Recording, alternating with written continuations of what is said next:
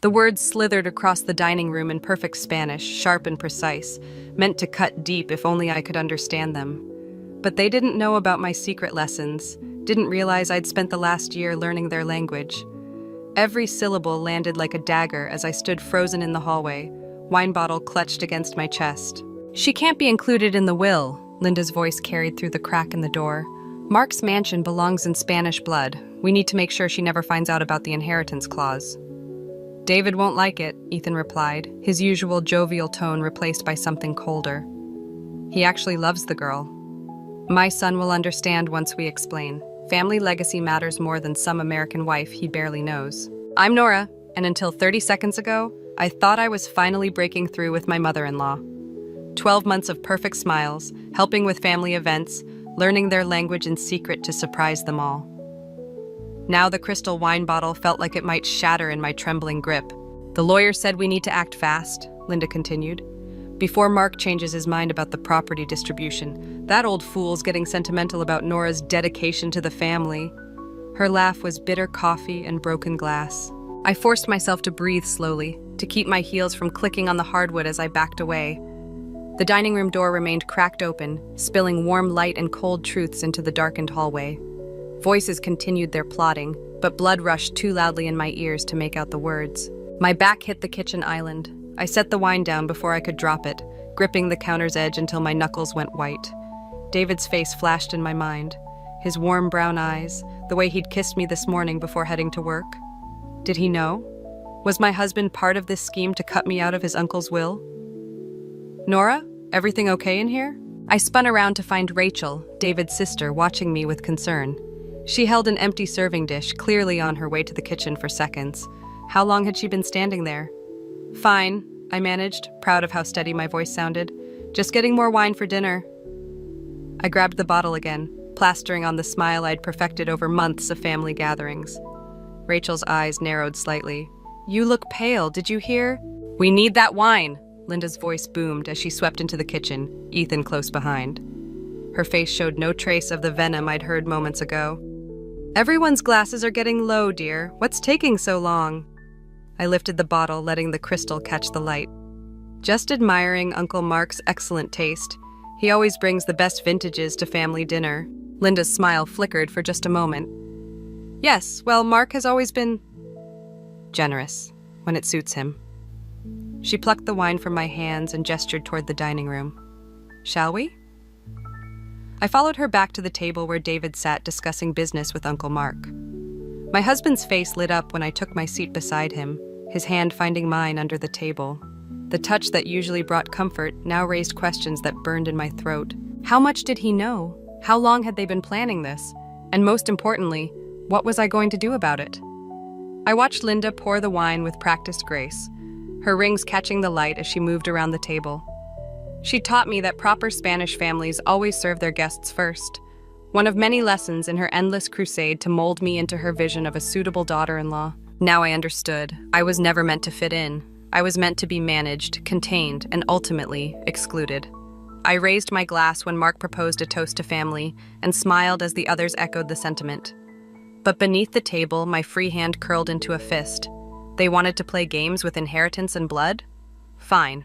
I'd show them exactly how well I'd learned to play. The wedding photo mocked me from its silver frame, David and I beaming at each other under Spanish sunlight. I traced the edge of the frame, remembering how Linda had insisted on displaying it prominently in our living room. "To show everyone how beautifully you've joined our family," she'd said. Now those words carried a different weight. 3 days had passed since the dinner, 3 days of pretending nothing had changed while everything had shattered. David noticed something was off, he always did, but I deflected his concerns with practiced smiles and casual excuses about work stress. My phone buzzed. A message from Linda. "Lunch tomorrow at the club? Just us girls." The audacity almost made me laugh. I typed back "wouldn't miss it" while my other hand clenched into a fist. "You're doing that thing again," David said from behind me, making me jump. He stood in the doorway of our bedroom, loosening his tie. "That thing where you're somewhere else entirely." "Just tired." I set the phone down, screen dark. "How was your meeting with Uncle Mark?" Something flickered across David's face, so brief I almost missed it. "Postponed. Mother needed him for something urgent about the estate." Of course she did. I watched David move around our room, his movements precise and controlled like always. He'd learned that from Linda, that careful way of holding himself that revealed nothing. I was thinking, I said, keeping my voice light. Maybe we could visit the mansion this weekend. I'd love to see those gardens Uncle Mark mentioned. David paused halfway through hanging up his jacket. This weekend might not work. Mother's planning some renovation discussions with Mark. She seems very involved with his property lately. She's family. His tone carried a slight edge. It's natural to be concerned about these things. I stood up, moving to help him with his tie like I always did. Our evening ritual. His skin was warm under my fingers as I worked the silk loose. And what am I? What? Am I family too? His hands caught mine, stilling them. Nora, where is this coming from? I met his eyes, searching for any sign he knew about his mother's plans. But David's gaze was clear, concerned, and completely unreadable, just like Linda had taught him. Nowhere, I said, pulling away. Just being silly. My phone buzzed again. Rachel this time. Need to talk. Coffee tomorrow before your lunch with Mom? Interesting. I replied with a quick yes, ignoring David's questioning look. I'm going to take a shower, I announced, needing space to think. But David caught my arm as I passed. Hey, he said softly. You know you can tell me anything, right? For a moment, I almost did. Almost let the truth spill out about his mother's schemes, Ethan's complicity, the Spanish conversations they thought I couldn't understand. But then I remembered Linda's voice in the dining room. My son will understand once we explain. They were so sure of their control over him. Were they right? I stretched up and kissed his cheek instead. I know. The lie tasted bitter, but I swallowed it down. In the shower, I let hot water drum against my shoulders while planning tomorrow's conversations. Rachel wanting to meet first couldn't be a coincidence. The question was whether she was an ally or another piece in Linda's game. When I emerged, David was on his phone speaking rapid Spanish. He switched to English when he saw me, but not before I caught madre and mansión in the mix. Mother says she's looking forward to lunch tomorrow, he said after hanging up. She wants to discuss some family traditions she thinks you'd enjoy learning. I bet she does. I smiled, remembering my Spanish teacher's words about the importance of patience in mastering a language. That sounds wonderful. I'm always eager to learn more about proper Spanish family values. David beamed, clearly pleased by my enthusiasm. He had no idea each word was a weapon I was sharpening. Later, lying beside him in the dark, I listened to his steady breathing and thought about the choices ahead. Tomorrow I'd meet Rachel, then Linda. 2 conversations that could change everything. I touched my wedding ring, remembering our vows. For better or worse, we'd promised. I wondered if David had known then just how much worse things could get. My phone lit up one last time, a message from Uncle Mark. Be careful who you trust, Pequeña. Even family can wear masks. I turned off the phone and closed my eyes, but sleep stayed far away. Rachel's coffee sat untouched between us, steam rising in accusatory spirals.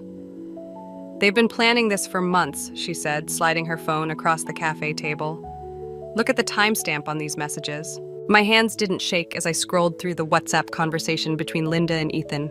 Perfect Spanish grammar discussing perfect plans to manipulate Uncle Mark's inheritance. The timestamps went back to my wedding day. Why show me this now? Rachel's fingers drummed against her cup.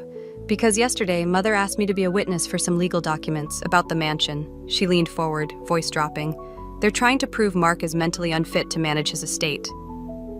The cafe's morning chatter faded to white noise. I handed back her phone, mind racing through implications. Does David know? David knows what Mother wants him to know. Rachel's smile was bitter, just like always. My phone buzzed, Linda confirming our lunch. The screen showed a photo of her and me from last Christmas, both smiling. I deleted it with one swipe. There's more, Rachel said. Check Mark's Instagram activity from last night. I pulled up his profile, noting several new posts about the mansion's renovation. The latest photo stopped my breath. David and Linda standing in Mark's study, examining papers spread across his antique desk. The caption read, "Family business meetings, time to secure our legacy." The timestamp 3 a.m. He told me that meeting was canceled, I said, my voice strange in my ears, that he was home sleeping. Rachel's expression softened. Nora, there's something else you should... The cafe door chimed. Ethan walked in, spotting us immediately. His surprise looked rehearsed. What a delightful coincidence. He moved toward our table with practiced charm. Rachel, dear, your mother's been trying to reach you about those documents. I bet she has. Rachel stood, gathering her things. She caught my eye briefly. Think about what I said, Nora, about everything. I watched her leave, noting how Ethan's smile never reached his eyes.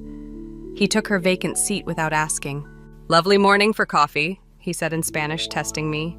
Though I hear the club serves better brew, Linda's quite looking forward to lunch. I matched his language, letting my accent slip just enough to be noticeable. So am I. Will you be joining us, Ethan?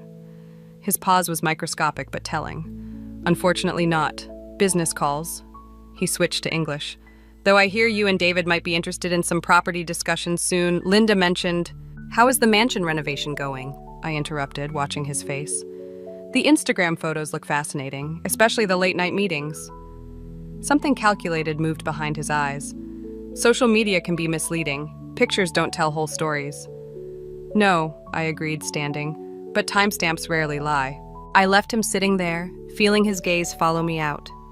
In my car, I pulled up my laptop and logged into the family's shared cloud drive, access courtesy of David's saved passwords.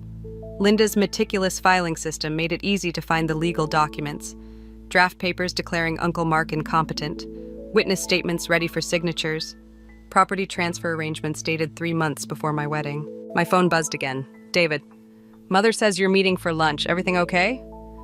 I thought about his face in that 3 a.m. photo, bent over papers that would destroy his uncle's legacy. Thought about all the nights he'd lied about where he was, what he was doing. Another message arrived. Uncle Mark this time. Need to talk. Come to the mansion. Now. I started the car, mind already mapping out what I needed to know, what evidence to gather. The mansion was only 15 minutes away. Linda wouldn't expect me at the club for another hour. My phone lit up once more. Rachel. Be careful, there are more players in this game than you know. I pulled into traffic, heading toward the mansion's familiar gates. They'd all underestimated me, thought I was just the American wife who couldn't understand their precious Spanish, their family schemes, their legacy games. Time to show them exactly how wrong they were. The mansion loomed ahead, its windows watching like dark eyes. Uncle Mark stood waiting at the entrance, his expression grim. You figured it out, haven't you? He asked as I approached. Parts of it, I replied, but I have a feeling you're about to tell me the rest. He nodded, opening the heavy door. Come inside, Pequeña. Let me show you what they're really fighting for. Uncle Mark's study smelled of old leather and secrets. He spread photographs across his desk, not the staged family portraits Linda loved, but surveillance shots. Linda and Ethan entering law offices, David at late-night meetings, documents changing hands in parking lots. I've been watching them for months, Mark said, tapping one photo. Ever since they started pushing for power of attorney. My fingers traced the edge of a photo showing David accepting an envelope from Ethan. The timestamp matched our anniversary dinner. You knew everything.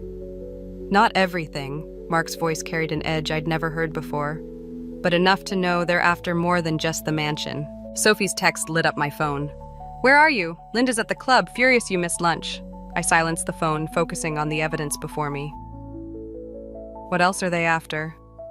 Mark pulled out a leather portfolio. The real estate holdings are just the surface. There's a foundation set up by my father. Old money, carefully hidden. His laugh was bitter. Linda always thought she could charm her way into controlling it. And David? David. Mark hesitated. Show her, Rachel. I turned to find Rachel in the doorway holding a USB drive. She must have followed me here. These are the real documents, she said, plugging it into Mark's laptop. The ones Mother and Ethan don't know I copied. The screen filled with contracts, emails, bank statements. My husband's signature appeared on papers dated weeks before our wedding, agreeing to terms I couldn't quite grasp. They're using your marriage, Rachel said quietly. American wife, international property laws. If they can prove Mark incompetent and you unfit to inherit, the foundation money stays in Spanish control. The pieces clicked together with nauseating clarity. That's why Linda pushed so hard for the wedding to happen quickly. My phone buzzed again. David. Mother says you missed lunch. Everything okay? Call me. Mark watched me stare at the message. The question is, what are you going to do about it? I looked at the evidence spread across the desk. My husband's betrayal documented in times, dates, and signatures. I need to talk to Sophie. Careful, Rachel warned. She's been having lunch with Mother twice a month since your wedding. The floor seemed to tilt. Sophie, my best friend, my confidant, the person I'd trusted with every doubt about Linda's behavior. You're sure? Rachel pulled up surveillance photos on her phone. Sophie and Linda at expensive restaurants, heads bent together over papers. Mother likes to hedge her bets. I gripped the edge of Mark's desk, steadying myself. Why are you helping me? Because I'm tired of watching Mother destroy people for money. Rachel's voice cracked slightly. And because you're the first person who might actually be able to stop her. My phone lit up again. Linda this time. Darling, we simply must discuss the Foundation's annual gala. Call immediately. The gala, of course, the perfect public venue for announcing Mark's condition and their new control of the estate. When is it? I asked. 3 weeks, Mark replied. They're planning to make their move then. I picked up one of the surveillance photos. Linda and Ethan laughing with Sophie at some cafe I'd never seen. The betrayal burned cold in my chest, crystallizing into something harder than hurt. Rachel, I said, I need access to Mother's social media accounts. All of them. She smiled, pulling out her laptop. Already have them, and Ethan's too. Mark? I turned to him. How do you feel about making some very public posts about the Foundation's future? He leaned back, studying me. What exactly did you have in mind? I pulled up Linda's Instagram, where she'd carefully crafted their perfect family image. I think it's time for some truth to leak out, starting with these documents Rachel found. They'll fight back, Mark warned. Let them. I started typing, watching Linda's carefully curated world prepare to unravel. They wanted to play games with family loyalty? Fine, let's see how they handle a real scandal. Rachel's phone chimed, Ethan asking about the witness documents. She showed me the message, eyebrows raised. Tell him you'll meet tomorrow, I said. We need them thinking everything's still under control. As Rachel typed her response, I looked at the photo of David again, the envelope passing between hands on our anniversary night. The hurt was still there, but something else had replaced it, something cold and precise and ready. One more thing, I said to Mark. I need everything you have on Sophie's involvement, every meeting, every document, every conversation. He nodded, understanding in his eyes. Planning to start with the weakest link? No, I replied, watching Linda's social media notifications start to ping. Planning to end with it. Sophie's contact photo flashed on my phone for the third time that morning. I watched it ring out, focusing instead on Linda's Instagram feed scrolling across my laptop. Rachel sat beside me at Mark's desk, monitoring the growing chaos on other platforms. Mother's trying to delete the posts, Rachel said, fingers flying across her keyboard. But I've got screenshots circulating faster than she can catch them. The documents we'd leaked, carefully selected pages showing Linda and Ethan's plans for Mark's estate, had sparked exactly the firestorm we'd expected. Their carefully curated social circle was imploding with questions and accusations. David's calling again, I said, watching my husband's name light up the screen. He sounds desperate. Let him sweat. Rachel's voice carried an edge I was starting to recognize.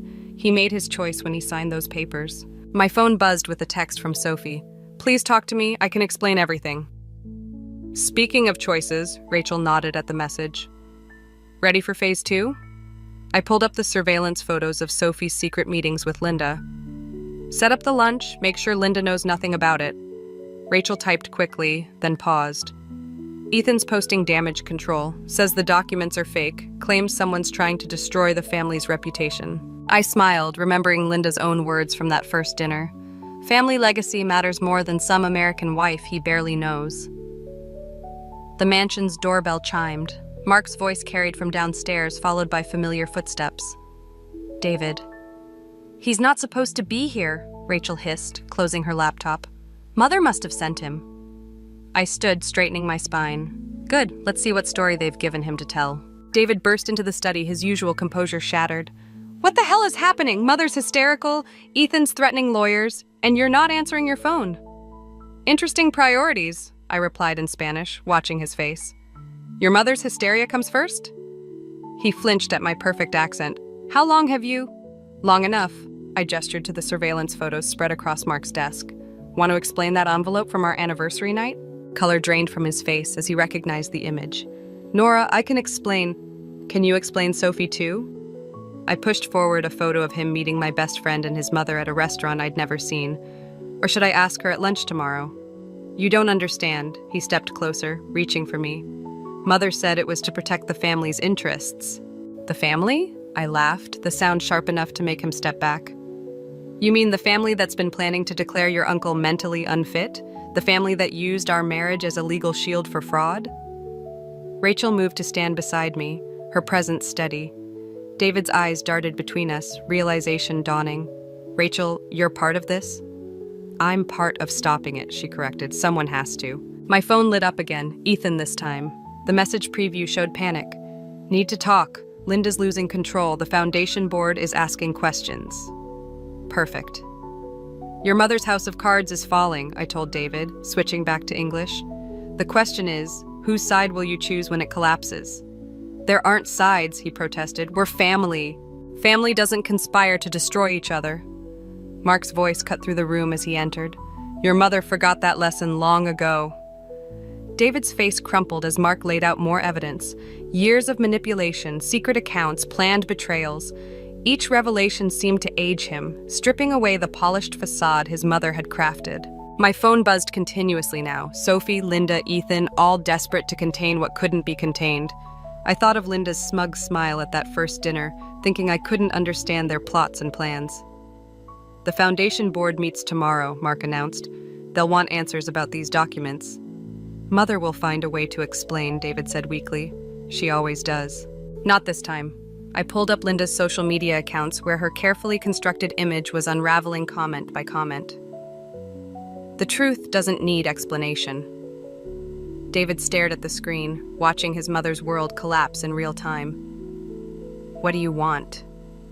Want? I thought of all the dinners, all the subtle insults, all the schemes. I want exactly what your mother taught me about family legacy, that it belongs to those strong enough to protect it.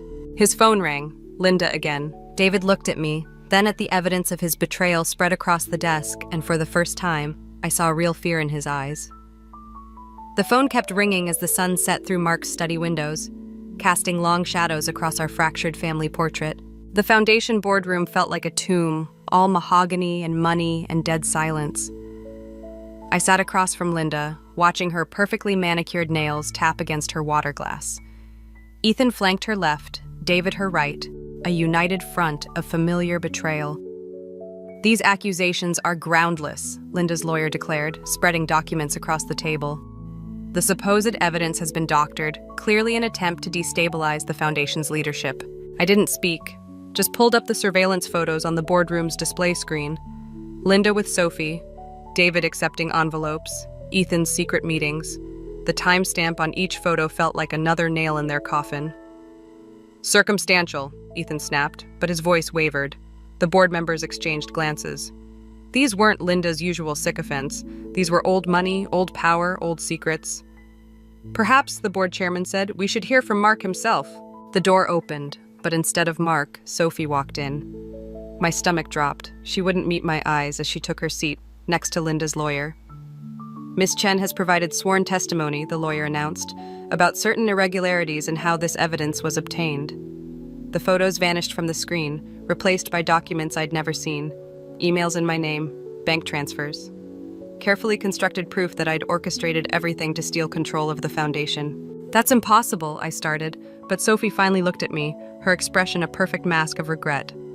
I'm sorry, Nora, she said softly, but I have to tell the truth about what you asked me to do. The betrayal tasted like copper in my mouth. I looked at Rachel, but she was staring at her phone, face pale. Mark's been in an accident, she whispered. He's in surgery. Linda's smile widened fractionally. Of course, the one person who could corroborate everything, conveniently silenced. Given these developments, the chairman began, and considering Mark's unfortunate inability to attend... Wait, David's voice cut through the room. He stood, pulling out his phone. Before we continue, I have something you need to hear. A recording played, Linda's voice, crystal clear. Once we have control of the foundation, we can move the assets wherever we want. Mark won't be able to stop us once the doctors declare him unfit.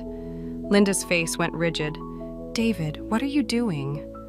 What I should have done months ago. He looked at me for the first time since entering the room. I'm choosing a side. You're choosing wrong, Ethan snarled, reaching for the phone, but David stepped back. The recording's already uploaded, he said. Along with everything else, the real documents, the actual plans, everything. Sophie stood abruptly.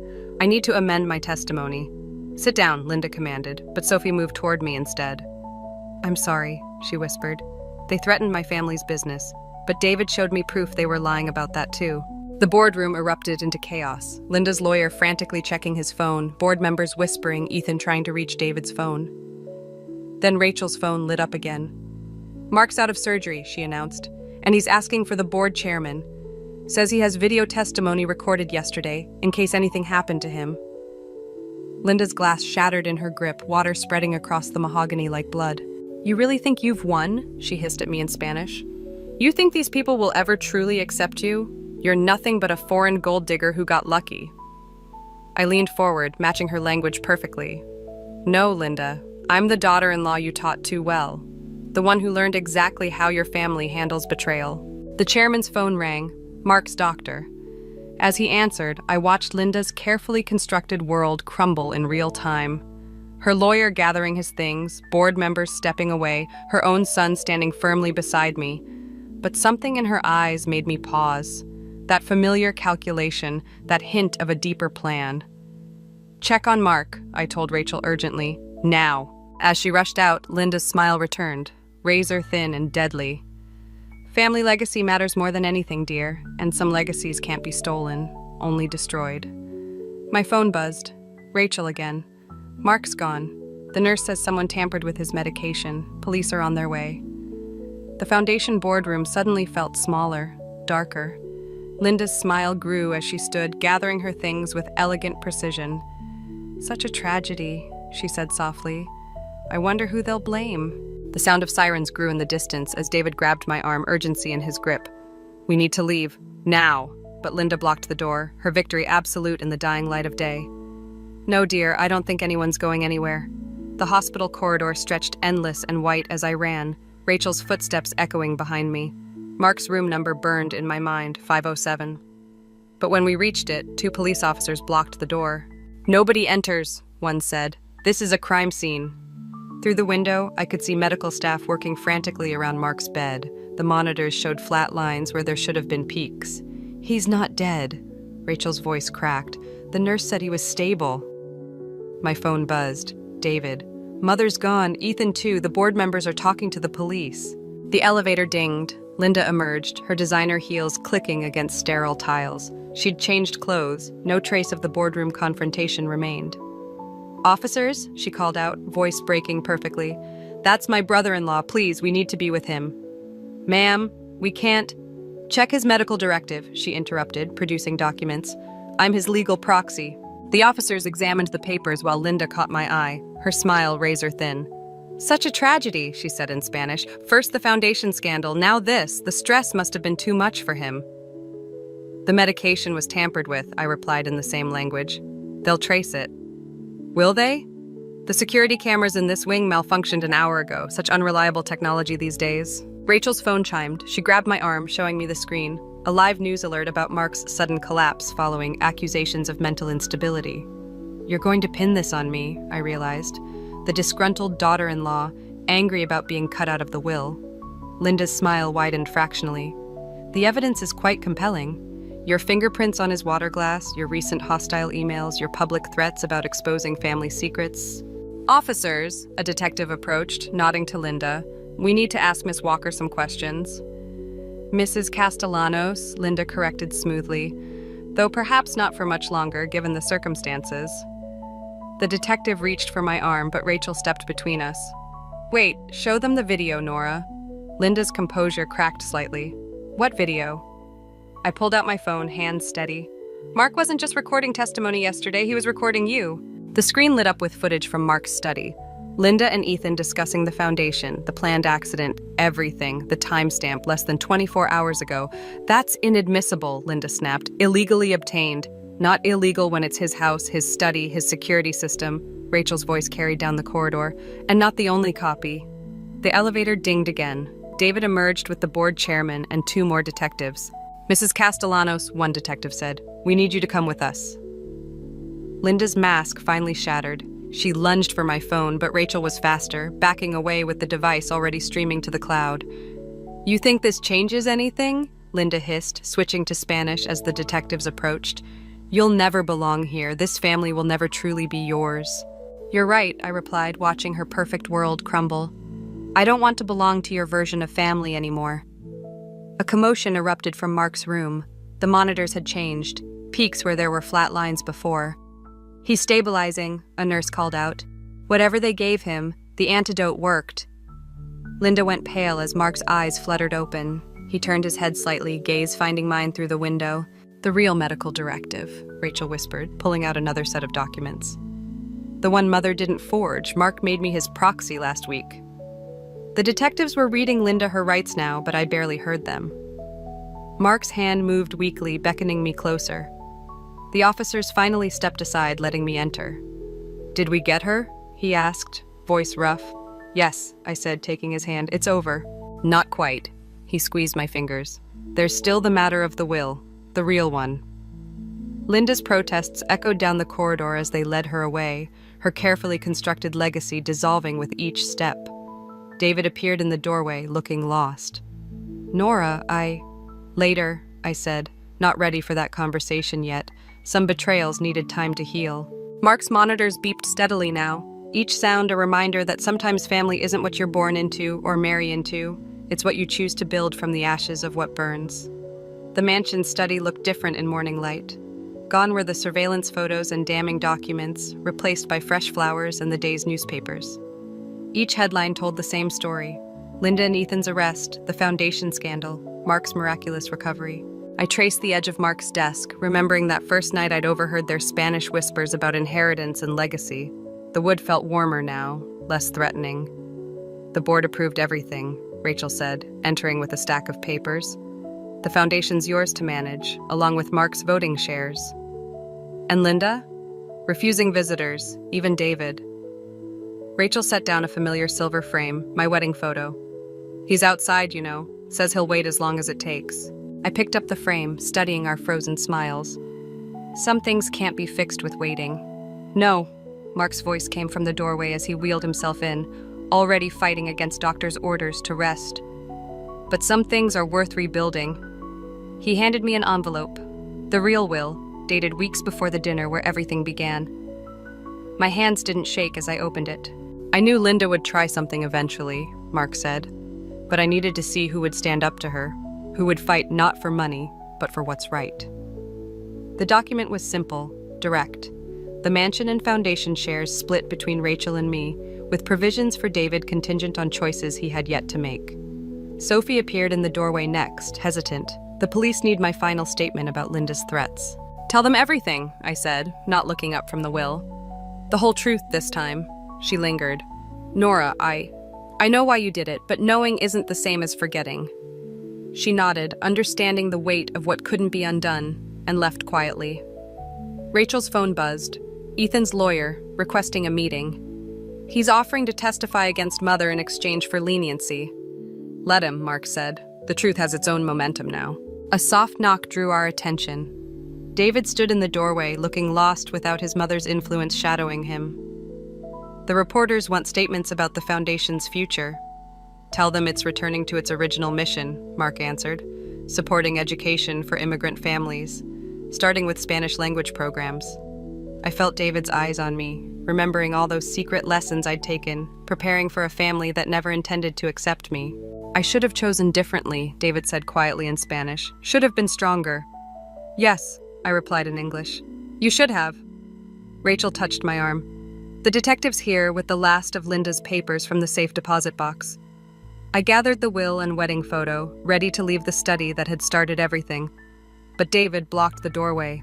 What happens now, he asked, with us? I looked at our wedding photo one last time, then set it face down on Mark's desk. Now you learn what your mother never could, that real family isn't about control or legacy or perfect appearances. It's about choices. And second chances? Hope crept into his voice. Maybe, but not today. I moved past him, following Rachel toward the detective, waiting with one final box of Linda's secrets. Behind me, I heard Mark speaking softly to his nephew in Spanish, something about growth and redemption and time.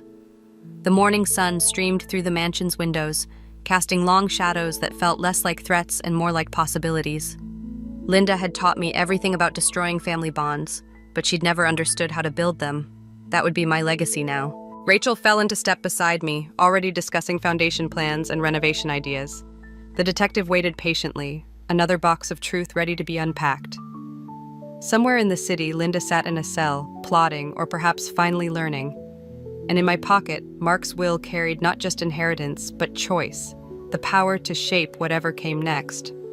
Not for revenge anymore, but for something stronger. The mansion's front door stood open to the morning, and for the first time since that dinner so long ago, I felt no need to translate my thoughts into another language.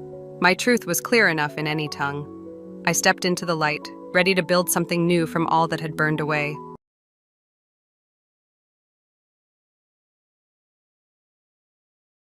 Don't worry, I've already decided about Dad's inheritance. I'm taking the money, and you can have that abandoned house.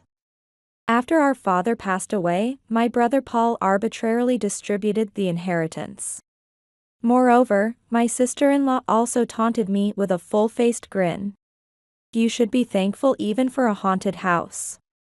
That house looks like it could collapse at any moment. If you don't demolish it soon, we'll get complaints from the neighbors. I felt anger rising within me as she referred to our family home as a haunted house. Reluctantly, I was cleaning the wildly neglected house. When I opened a safe in my father's room and found something unexpected inside. My name is Ashley, a 36-year-old office worker living with my husband and son. Balancing work and raising my 5-year-old son is tough. But with my husband helping with housework and childcare, I've managed to persevere. Until 3 years ago. My mother was healthy and would sometimes help by picking up my son from daycare. My mother, who lived with my father in our nearby family home, had been taking care of my son until she suddenly passed away unexpectedly. My father had been unwell and receiving medical treatment. So I had never imagined my mother would pass away first. I'm sorry for making you suffer through taking care of me. Before the funeral, he said that through tears. Hearing my father's words, I also reflected on having relied on my mother to take care of my son. And my husband comforted me. It's not your fault or your father's. Your mother seemed happy taking care of everyone. She must have been satisfied. Even with what my husband said, I couldn't accept it immediately. The sudden loss of my mother was a great shock to both my father and me. And we were unable to think of anything else, so my husband took care of the funeral arrangements. My brother Paul, however, acted as if it was someone else's problem even after our mother's death. I'm not going to be the chief mourner. I've never done a funeral before, so Ashley, you guys handle it. As the eldest son, my brother should have been preparing for the funeral. But he said this with a look of annoyance. I had hoped that he would step up for our mother's funeral, but that hope was in vain. Thanks to my husband, the funeral went smoothly, but by then, Paul had disappeared. Paul is such a disappointment. She can't rest peacefully in heaven. When my father said that with a sigh, I agreed with him. The funeral was over. And I was contemplating discussing our father's future living arrangements with Paul. Worried about leaving my father alone due to his poor health, I considered having him live with us. Just as I was about to contact Paul, he and his wife showed up at the family home. Let's talk about Mom's inheritance. As the eldest son, I can decide, right? As he started to say arbitrary things, my sister-in-law continued with a smirk. I'll take this house, but I won't take care of your father.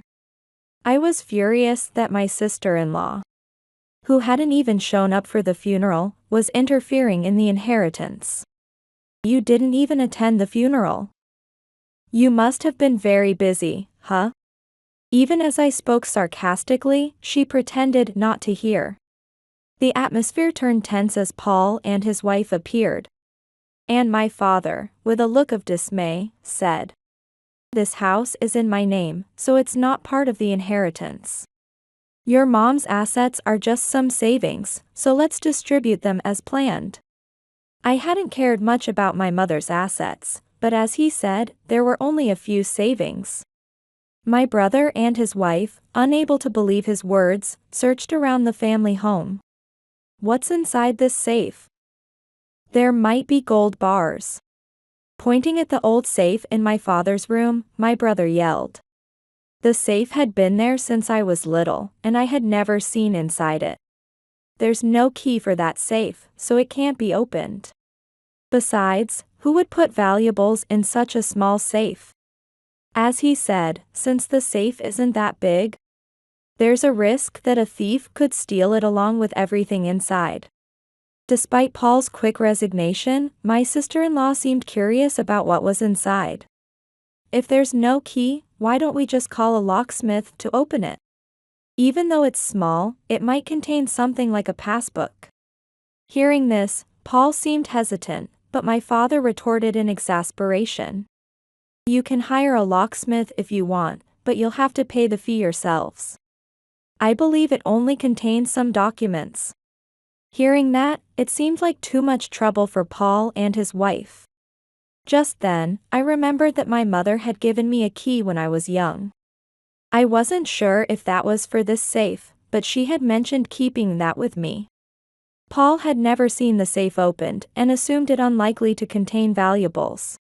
He figured that since my mother's passbooks and insurance documents were stored elsewhere, there wouldn't be anything else of importance. It's a waste of money to pay a high fee for worthless documents. Get rid of that confusing safe. As Paul spoke in frustration, his wife agreed. We divided my mother's estate according to the law. But Paul and his wife seemed dissatisfied with the small amount. My sister-in-law, not even an heir, kept complaining until the end. Once the inheritance discussion was over, Paul appeared indifferent about my father's future. So I told him I would take our father home. You take care of Dad. Just don't monopolize his assets. I was surprised by my brother's focus only on the assets, and then my sister-in-law chimed in. Exactly. Your father was a company executive, so he must have substantial assets. I was annoyed by her interference in the unrelated matter of my father's inheritance. True, my father had been a senior executive at a large company and probably had significant assets. Unlike my mother, but I didn't care about the inheritance. What worried me was my increasingly frail father, especially after my mother's sudden death. But it seemed like Paul and his wife only cared about the inheritance. I was relieved and happy that my husband agreed to have my father live with us. My father soon moved in with our family. And we decided against moving into the old family home because it was in poor condition. Empty father started to recover gradually, enjoying his time with his grandson. He continued his medical visits, and his health didn't deteriorate much, which reassured both my husband and me. With my father living with us, we stopped going to the family home, which became worryingly neglected. Should we consider selling the family home? The building is no longer usable, right? My husband agreed, so we discussed selling it with my father. He was also concerned about the deteriorating state of the home and contacted a real estate agent right away. However, Paul and his wife suddenly showed up at our house, causing a commotion. That family home will be mine in the future, so don't dispose of it without my consent. His wife shouted threateningly. Don't let Ashley trick you into selling it. My father and I were surprised by their complaints since we hadn't anticipated them. When my father suggested transferring the home to Paul as is, his wife objected even more. Who would want that abandoned house? It's just trouble. Plus, there'd be gift tax, so we'll wait until you pass. What we want is a clean, single-family home. Ashley, can you clean it? And also renovate it while you're at it. The building may be dilapidated, but the land can be effectively utilized. My sister-in-law had done her research and even discussed tax implications. It was possible to dispose of my father's land and building despite their objections. but we stopped the sale due to their persistent arguments, with the vacant property issue becoming a nuisance. My husband and I decided to at least maintain the yard to avoid troubling the neighbors. However, the building itself did turn into a ruin, not realizing how quickly a house could deteriorate when uninhabited. My father and us were shocked. We had removed any valuables from the home, but the unopened safe in my father's room remained. Was there really nothing important in that safe? When I asked, my father also admitted he wasn't sure what was inside. Your mother had the key, but she never seemed to use it. Hearing this, I became convinced that the key my mother had given me was indeed for that safe. Since moving in with us, my father had been more energetic than before. But he had caught a cold a while back, perhaps due to letting his guard down. Initially, my father thought he would recover quickly, but he didn't improve and eventually had to be hospitalized. Thinking Paul would be concerned, I informed him, and he came to the hospital with his wife.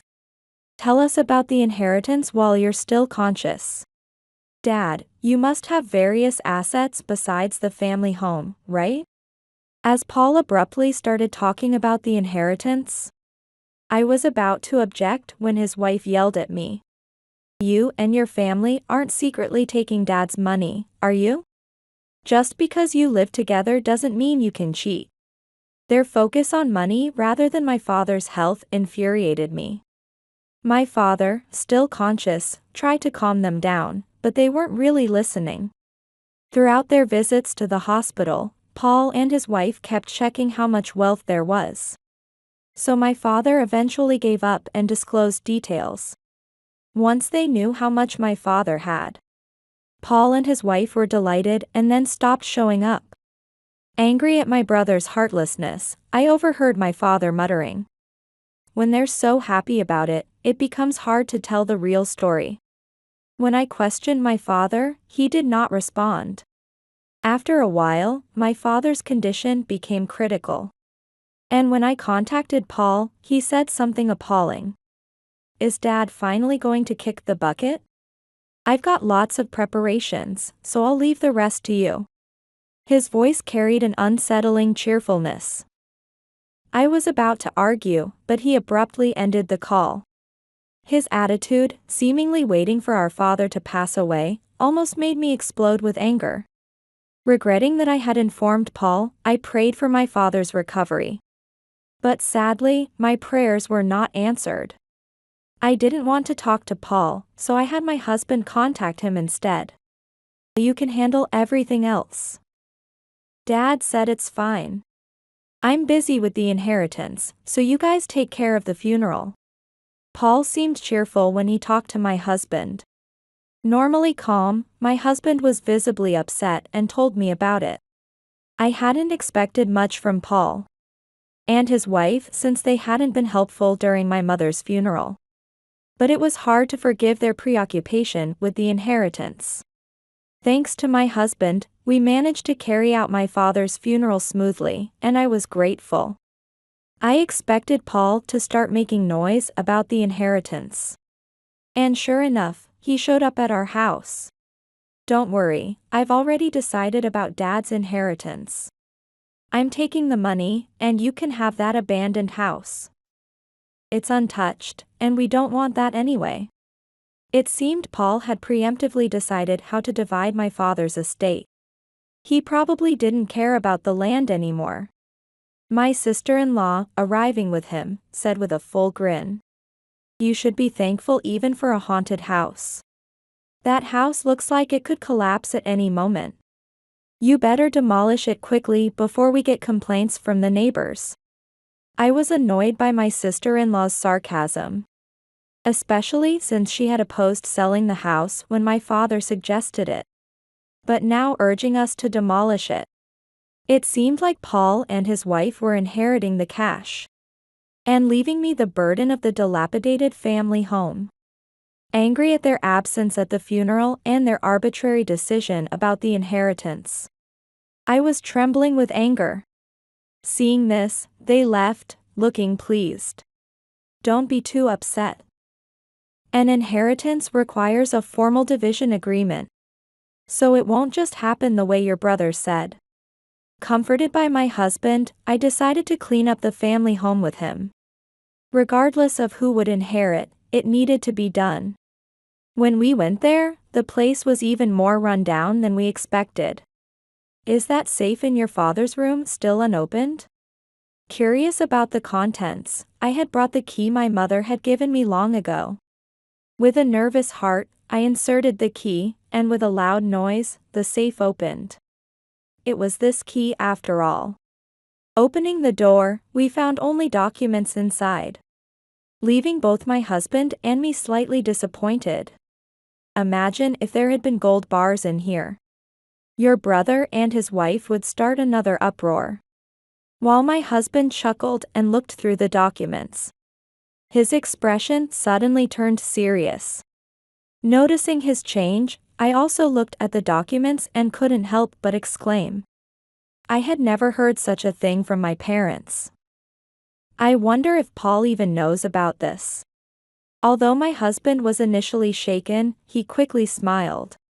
If your brother knew about this, he wouldn't have decided on the inheritance on his own. He'd be shocked to see these documents. While my husband seemed amused, I was too shocked to smile sincerely. When we brought the documents home, my brother and his wife soon arrived in a flustered state. When I tried to withdraw Dad's savings at the bank, they said I needed a division agreement and a family registry. Let's prepare the division agreement quickly. My husband struggled to hold back his laughter as he responded to my flustered brother. We will prepare the division agreement, but you're not involved, right? After all, you're not his biological child. Paul and his wife were dumbfounded when they heard this. So I showed them the family registry that was in the safe. So, you were Mom's stepchild? I just found out myself. But since you weren't legally adopted by Dad, you don't have inheritance rights. Even as I explained, my brother and his sister-in-law stared at the documents, unable to grasp the reality. Watching him carefully read through the documents, I realized the meaning behind our father's words before he passed. Father's phrase, "It becomes hard to tell the truth," referred to the fact that my brother was not his biological son and had no inheritance rights. Paul finally seemed to understand as he silently stood there. However, not willing to give up, his wife exclaimed she would obtain a new copy of the family registry and stormed out. The family registry we had was old, and although it might have been updated, given my father's words, it was unlikely Paul was legally adopted. Unfortunately, it seems you can't inherit his estate. I wish he had told you. As I spoke softly, my husband showed me a letter that he had found in the safe. It was addressed to me from my mother, left in case of an emergency. It appeared that my father had intended to legally adopt Paul as a son. But since my father was wealthy, she opposed it. She felt sorry for letting Paul inherit as he wasn't her biological son, stating that just being raised as a true son was enough. She had tried several times to tell this to Paul but never did, and ended up writing the truth in the letter. She wanted me to tell Paul after she passed away and had entrusted me with the key. When I showed Paul the letter from our mother, he seemed to accept everything. Make sure you tell me important things. I thought I was going to inherit a lot and went on a spending spree. Hearing my brother's confession, my husband and I panicked. Apparently, they had splurged on cars and luxury goods, thinking he would inherit all of my father's savings. You might want to hurry and return those purchases, right? You don't have the money to pay for them, do you? My husband, who had been smiling moments ago, turned pale upon realizing the amount they had spent. I admired my husband's genuine concern even though it was not his direct problem. Chastised by my husband, Paul quickly left, and soon after, his wife returned. Oh, it turns out Paul really isn't your father's child. I thought we were going to inherit, so I secretly went into debt. Hearing her confession, my husband and I were at a loss for words. The distressed sister-in-law begged me for money, and I responded with restrained anger. I can't give money to someone who didn't even attend the funeral. It would upset my deceased parents. Desperate for money, she became aggressive. I won't be able to pay my rent if this continues. Just lend me the money quietly. Losing patience with her demanding tone, I retorted sarcastically. If you can't pay the rent, I could rent you the house you called a haunted house for cheap. With nothing to say in return, she left with a look of frustration. Paul tried to sell what he had bought, but couldn't recover the full amount, and the debt remained. My sister-in-law was also reprimanded for her secret debts. The large amount panicked Paul. They tried to ask relatives for help. But no one was willing to assist two people who hadn't even attended their parents' funeral. As my sister-in-law had feared, they couldn't pay the rent and were evicted from their rental home, now hopping between hostels.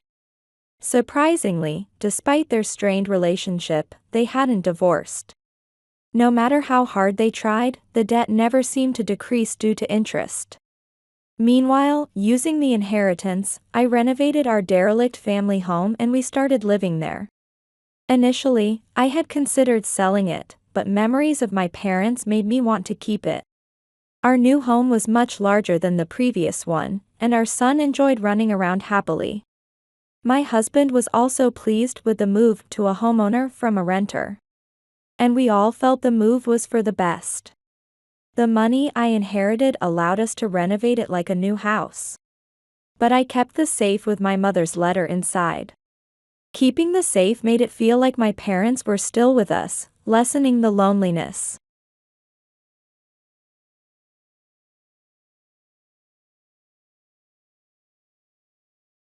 I am Sandra. A few weeks ago, my father, who had been ill, passed away. I wish I could have shown him his grandchild's face. As I sighed, those words escaped my lips. I got married when I was 25. That was exactly 5 years ago. I had made this promise with my father who attended my wedding. I'll tell you first when I get pregnant. However, that promise was never fulfilled. That's about the only regret I have regarding my father. Since my father's illness was discovered a year ago, I have tried to do everything I could for him. I regularly returned to my parents' house and visited the hospital with my mother. We also made phone calls and even video calls. Basically, I did everything I could think of. Still, it doesn't mean I don't have things to think about. I wonder if I could have done more. As I muttered this, my mother next to me said, "It's okay, Sandra, you did well." "Really?" "Yes, I'm sure your father was pleased too." As we were having this conversation, my sister Tracy finally came home. "I'm home. I brought the lawyer with me." Saying this, my sister entered the living room. Following her was a man in his mid-40s. I guessed this man must be the lawyer, and as I thought this, the man greeted. "I have contacted you. I am Lawyer Brown." "Thank you for coming. Please come this way." "Then if you'll excuse me." Led by my mother, Lawyer Brown took a seat. Then almost immediately, my sister started saying, "I heard from this lawyer that there's quite a bit of inheritance from Dad." "You're not getting all of it, you know." "I know that." My sister glared at me angrily as she shouted. Naturally, I glared back. My sister and I have never been on good terms. It wasn't this bad in the past, but things turned sour quickly after my father's illness was discovered. A lot of it was due to my sister's arrogant attitude. Despite my many attempts to contact her, she never came to visit our father. Maybe my approach was too harsh at times. I was worried about our father and might have spoken too strongly, but my sister's response was just as stubborn. "We're not children, there's no need to be so stubborn." To which my sister retorted, "Huh? I'm not being stubborn. It's just not easy to come from the city." "This place is in the countryside, yes, but it's just an hour by train, right?" "That 1 hour is tough. It costs money, too." "Is money that important to you?" "It obviously is. I'm busy, so stop contacting me," she snapped at the end. No matter how far away she lived, she could have shown her face occasionally. That's what I always thought, and that's how our relationship quickly deteriorated. In the end, my sister never came to visit our father, so our relationship is still strained today. Sensing the tense atmosphere, the lawyer intervened. Please, calm down. Yes, I'm sorry. As I apologized, the lawyer nodded and continued. As I mentioned over the phone, I am in possession of your husband's will. When did he? As my mother murmured, the lawyer said, It was a few weeks before he passed away. He requested it over the phone. So you went to the hospital? Yes. Under the supervision of his primary physician, he wrote the will right in front of me. It seems that my father had arranged for the doctor to contact the lawyer after he passed away. After my father's death, the primary physician contacted the lawyer. Following this, the lawyer contacted our family. And that's why I contacted you. As he said this, the lawyer took out a white envelope. He placed it in front of us and said, Here's the will. That's definitely Dad's handwriting. I murmured as I confirmed the word will on the envelope. Meanwhile, my sister seemed impatient. Never mind that. Hurry up and tell us what it says. I'm busy. Let's proceed then. The lawyer smiled wryly as he opened the envelope. Inside was a single piece of paper. It read, Father's estate included the house, land, some savings, and a storage shed. We knew about the house and land, but what was this shed? As I pondered, my sister asked the lawyer, Hey, what about the farm? The farm? Yes, the farm Dad used to tend to as a hobby. During his life, my father ran a company in the next town. However, after turning 50, he began feeling the toll on his body. I'm thinking of closing the company. I want to take it easy. Is that okay? I heard this when I was in high school. My sister, who was in college at the time, objected, but my mother and I, thinking of Dad's health, agreed. Tracy, don't worry about money. I have enough saved up. Upon hearing this, my sister reluctantly agreed. Afterward, Dad really did close his company and started growing vegetables in a field near our house. It feels good to move around growing vegetables. Seeing Dad happy about it, I truly felt good about agreeing, but it seems my sister didn't feel the same. She said she would return home after graduating from college, but instead she got a job near her university. Eventually, she spontaneously married the CEO of an IT company she met at work. Setting that aside, Dad continued to work in his garden until he fell ill. Now my sister was claiming that the farm was part of the inheritance. The lawyer reviewed the documents after hearing my sister's claim. Soon he found a note and said, The farm was rented. Rented? I thought it was a large piece of land. My sister was visibly disappointed. Indeed, the farm where Dad grew vegetables was expansive, but it would be too much for us who knew nothing about farming. Maybe it was better that it was just rented. That's what I thought. As we discussed, the conversation shifted to the division of the inheritance. As for the division of the estate, the house and land are to go to your mother. My sister smirked at this. So we can split the rest as we like? Please divide the savings and the storage shed fairly between you. You mean cash by savings, right? I want the cash. How much is there? The savings amount to about $100,000. With this amount, there's no need for inheritance tax. Then I'll take the $100,000 in cash, my sister declared triumphantly, but there was no way I could agree with such a selfish proposal. I objected firmly. Wait a minute, I'm against that. Why? I'm the eldest. That has nothing to do with this. You can have the shed, that's fine. Wait, what's in the shed anyway? My sister turned to the lawyer who was flipping through the documents. It's the shed next to the farm. You inherit the building, the land it sits on, and everything inside. It comes with land? Her eyes lit up. Married to the CEO of an IT company, yet still hungry for more money? As I stood dumbfounded, the lawyer informed her. It does come with land, but it's only about the size of 75 square feet. What? 75 square feet? Yes, here's a photo. The lawyer placed photos of the shed on the table, showing both the interior and exterior. The exterior was just a shabby shack, clearly worn out. Inside there were only items like hose and garden scissors, nothing that seemed valuable. I don't want that. My sister's face twisted in displeasure. I peeked at the photos too, and it was all very ordinary stuff. I thought, they're just sentimental items, but they won't bring any money. As I was thinking, my sister said to me, Fine, I'll take the cash. You take that dirty shed. Wait a minute, that's not fair. You're the one who supported vegetable gardening. What are you complaining about now? It was hard to argue back. Yet if I didn't say anything, all of Dad's estate would end up with my sister. So we're agreed then. My sister pressed for confirmation. As I struggled to respond, my mother interjected. If Tracy won't complain later, I won't object. Why would I complain? Then it's settled. Tracy takes the cash and Sandra gets the shed. Okay, that's decided then. My sister smirked. Sensing something was off, I immediately objected. Wait, I haven't agreed to this. Huh? Just give it up. But, do you really want money that badly? You're so greedy. It's not like that, but... You really are tedious. Isn't Dad more important to you than money? That left me speechless. Of course, family is more important than money, but certainly money is important too. It shouldn't be compared with family. As I was lost in thought, my sister quickly concluded the discussion.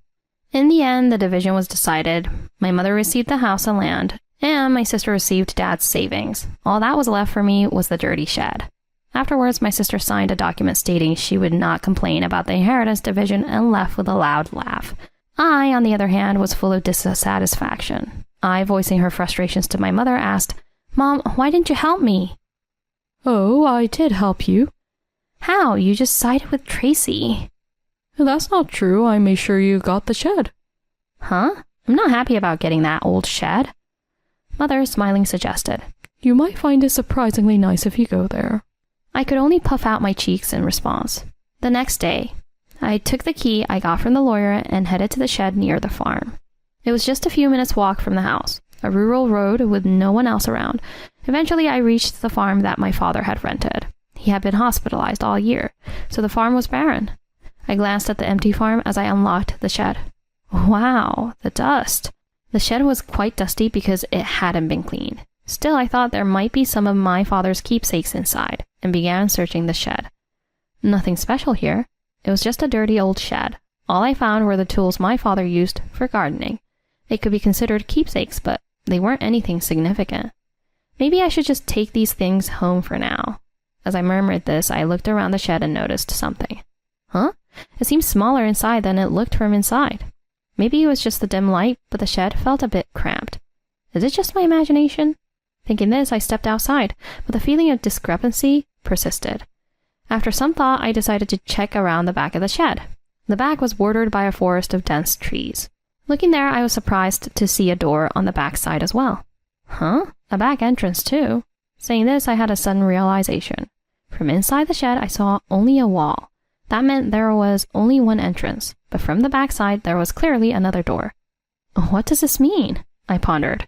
Normally, you should be able to see this door from inside as well. However, it wasn't visible from inside the shed. If that was the case, it meant there was a wall in between.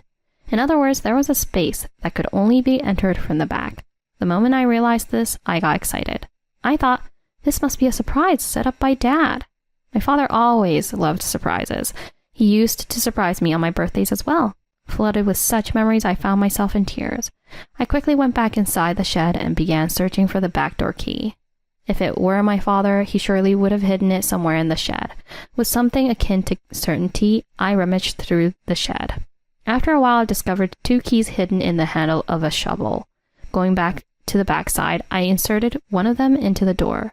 With a click, the door opened. I thought, I wonder what's inside.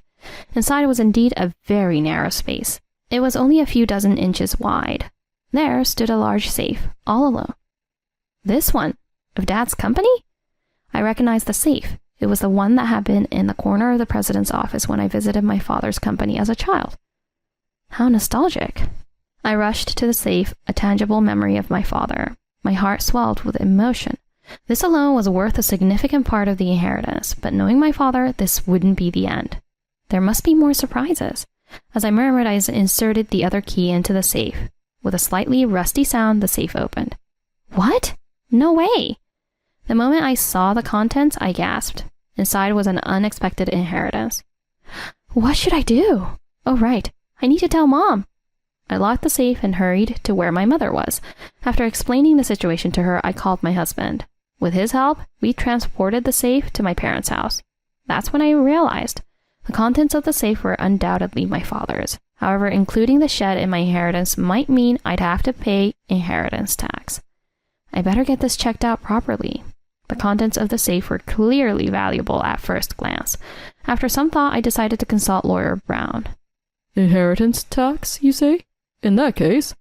According to the lawyer, it would be better to consult a tax accountant for inheritance tax. He arranged for me to meet a tax accountant he knew. I left the complicated matters to the tax accountant. As time passed, about half a year went by. Just as I thought things were settling down, my sister came to my house, which was near our parents' home. "What brings you here all of a sudden?" Yeah. I had some business at our parents' house." "Did you stop by on your way?" Something like that." My sister's behavior was odd. It didn't add up. Even though we lived close to our parents' house, it took a good 10 minutes by car to reach the house I shared with my husband. Our relationship has soured over our father's situation. Just stopping by isn't something we would normally do. I couldn't shake off my suspicion as I watched her. Despite her nervous behavior, Tracy asked, "Can I come in?" "Sure, but do you need something?" "I need to talk." She forced a smile and said that. Reluctantly, I let her into my house. After I served some coffee, she started fidgeting and blurted out, "I have to ask directly. Did you win the lottery or something?" "Huh? No, I haven't." "Then did your husband get a bonus?" I tilted my head. I don't buy lottery tickets because I'm not interested in them. Moreover, while my husband does receive bonuses in the summer and winter, it's rare to get one at this time of year. What was she talking about? Confused, I decided to ask her directly. "What are you talking about?" Suddenly, Tracy burst out angrily. "Huh? Are you making fun of me?" "What? What do you mean?" "Money, Sandra, money. You have it, don't you?" "Money? What about it?" "Yes, I heard about it." My sister began to speak excitedly, recounting a story from a few days earlier. Living in the city, Tracy had randomly encountered a female relative from our mother's side while downtown. This relative, upon seeing Tracy, started this conversation. It must have been hard with your father. "Yes, well..." "I visited him several times to pay my respects." "Is that so? Thank you." "But really, was it right to receive such a gift?" "A gift?" "Yes, didn't your sister send gift vouchers? Worth several $100s?" "Gift vouchers?" This was how the conversation went. Understandably, what caught my sister's attention were the gift vouchers. Hearing that I had sent them, Tracy assumed I had come into some unexpected money. "You must have come into some money. Tell me." My sister pressed me, and I sighed in resignation. Then, sensing my attitude, Tracy snapped. "What's with that attitude? Are you mocking me?" No, it was just a sigh. "So where did the money come from? That's what I want to know." "Where? From the inheritance, remember?" "Inheritance?" "Yes, after we've received the inheritance, I sent the vouchers to the relatives who had helped us." I explained this, and Tracy frowned. "But all you got was that dirty shed." "That's right." "And there's no way that shed could sell for any real money." "But there was a safe inside. That's where the real inheritance was." "What? A safe? Real inheritance?" Since Tracy looked baffled, I patiently explained. Inside the shed's safe were watches. They were all expensive pieces, collected by my father as a hobby during his lifetime. However, I wasn't sure of their exact value. On the other hand, the remaining cash from the estate was about $100,000. Considering he had been an early retiree as a business owner, this amount seemed modest. This indicated he might have invested a significant amount in those watches. "If they're high value, you'll have to pay inheritance tax." After seeing what was in the safe, that's what my mother said. "What should I do, Mom?" After thinking it over, she advised, "These things always come out. You should file it properly." "How?" "Well, let's ask that lawyer we talked to last time." Thus, I consulted Lawyer Brown. He informed me that the inheritance tax would be based on the current value of the valuable items. He also recommended that I consult a tax accountant, whom he could refer. I left everything in the hands of this accountant. Eventually, it was discovered that the watches alone were worth several hundreds of thousands of dollars. "With watches this valuable, you'll need to pay inheritance tax." "How can I afford that?" He suggested. "Why not keep the pieces you're emotionally attached to and sell the rest?" Indeed, as someone who didn't understand their full value, there was no point in me keeping such expensive watches. I preferred them to be with someone who appreciated their worth. With that thought, I ended up selling several of the watches. With the money from selling the watches, I paid the inheritance tax and used the remainder to the relatives who had helped us. Those took the form of gift vouchers. Among the items I kept was the pocket watch my father often wore. I shared this story with my sister while showing her the watch. It's not expensive, but it holds the most memories for me. However, upon hearing my story, my sister frowned and asked, What? There's nothing left? No, there are a few left in the safe. Where's the safe? It's at Mom's place. It was too heavy to move here from the company. My sister's expression turned contemplative, and I sensed a flicker of unease. But then she abruptly stood up and said, I'm leaving, now that I know where the money came from, and left. Given my sister's greedy nature, I thought she might demand some of the money from the sale of the watches. Well, at least she left without making a scene. I was relieved. However, I should have remembered that my sister isn't usually so understanding. That slipped my mind until later that night when I got a call from my mother. It's urgent, Sandra. Please come over right away. What's wrong, Mom? Just hurry, it's serious.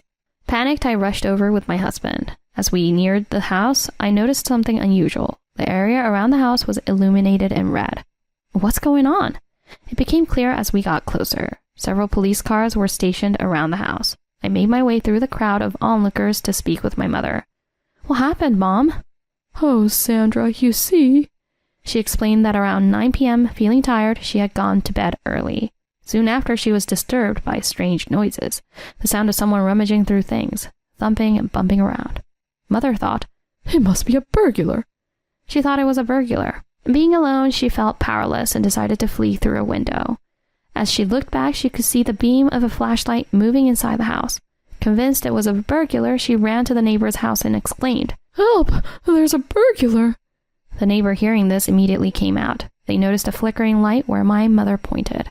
Naturally, the neighbor thought it was a burglar too and called the police. But it turned out not to be a burglar at all. It was just my sister sneaking around inside the house. Hearing my earlier story, my sister has secretly gone to search the safe. Of course, neither my mother nor the neighbor knew this. Soon, the police arrived due to the supposed emergency. However, the arrival of the police startled my sister. Thinking, I need to get out of here, she panicked. In her haste to escape, she bumped into the open safe door. Unfortunately, the safe, destabilized by the impact, tipped over toward my sister as she tried to flee, trapping her beneath it. So did my sister end up pinned under it? That's right. Really? Is she okay? She was taken to the hospital by ambulance, but she keeps saying her leg hurts. What was she thinking?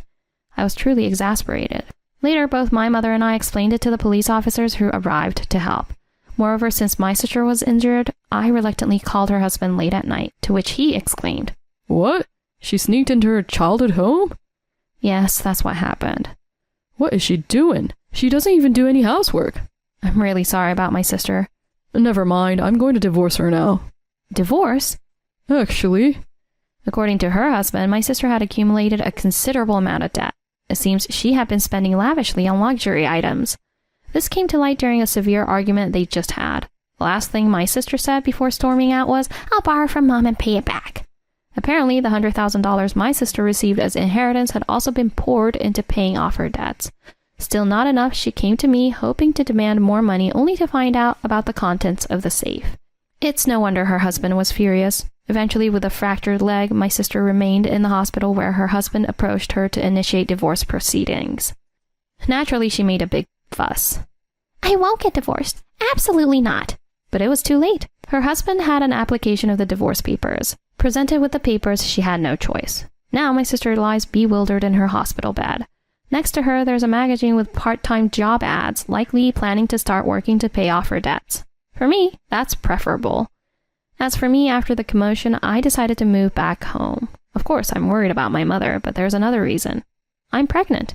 After discussing with my husband, we planned for me to have a hometown childbirth at my parents' house. Though I wished my father was alive to hear the news of my pregnancy, I'm sure he would be delighted.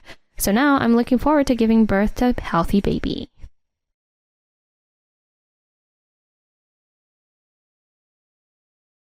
Hello, Mother. Thank you so much for taking care of the kids. My daughter-in-law named Ashley said in a buoyant tone. Don't worry about it. We were looking forward to seeing our grandchildren. That's reassuring to hear. It's really a dream come true to be able to look after them, isn't it? Then, Ashley presented an outrageous demand with a mischievous smile. Since I get to see my adorable grandchildren, I'll be taking $500 for each of them. You're joking, right? Then Ashley's smile vanished, and she responded seriously. I'm not joking. I'm entrusting my precious children to someone else. It's only natural to charge a rental fee. Someone else? A rental fee? Hearing those words from my daughter-in-law made me feel sad. Ashley continued without any hint of remorse. For instance, men without girlfriends pay to date a rental girlfriend, right? It's the same thing. My husband Robert and I looked at each other in dismay. If that's how you feel, we won't take care of the kids either. Neglecting childcare, huh? This is why the elderly are disliked in society nowadays. I have to catch a plane soon, so I'll be off. Wait, Ashley. My name is Hillary Brown. My beloved husband, Robert, and I have been together for over 40 years. It's been a journey filled with endless hardships, but through them, our bond as a couple has deepened, and it's been an invaluable continuum of time. We married in our 20s and had a hard time conceiving. Both sets of parents were eager to see their grandchildren, which increasingly pressured me. However, Robert always supported me kindly. He helped with fertility treatments, and after work, he often bought for me some herbal tea and foods that are rumored to bless couples with children. Thanks to his efforts, we were blessed with a son, Ned, in our 10th year of marriage. We hoped he would grow up to be a straightforward and honest person. Ned was frail as a child, and I couldn't take my eyes off him, but Robert did everything he could to help, and I never felt the burden of parenting. Ned grew up healthy after starting school, becoming the star of his high school basketball team and even competing in national tournaments. Though he struggled with his studies, he managed to graduate from college and began working as a salesperson at a well-known electronics manufacturer, where he met and married Ashley at the age of 30. When our first grandchild was born, Robert, reminded of our less fortunate times, cried with sobs of joy. Despite all the hardships, we overcame them together, and now we're enjoying a relaxed retirement life after Robert's retirement. I haven't seen them recently, but I wonder how the grandchildren are doing. Robert often murmurs this sadly while looking out the window. Ned currently has 4 children, and it seems he and his wife have a good marriage, but they're both busy, so opportunities to see our grandchildren are rare. They live far from us in a downtown apartment, and it's difficult to visit them without aligning our schedules. Both are busy, and suddenly showing up might be a bother. Occasionally, Ned calls to ask for a little financial help. They must surely need it with as many as 4 children. Our eldest grandson must be starting elementary school next year. We need to buy him a school backpack.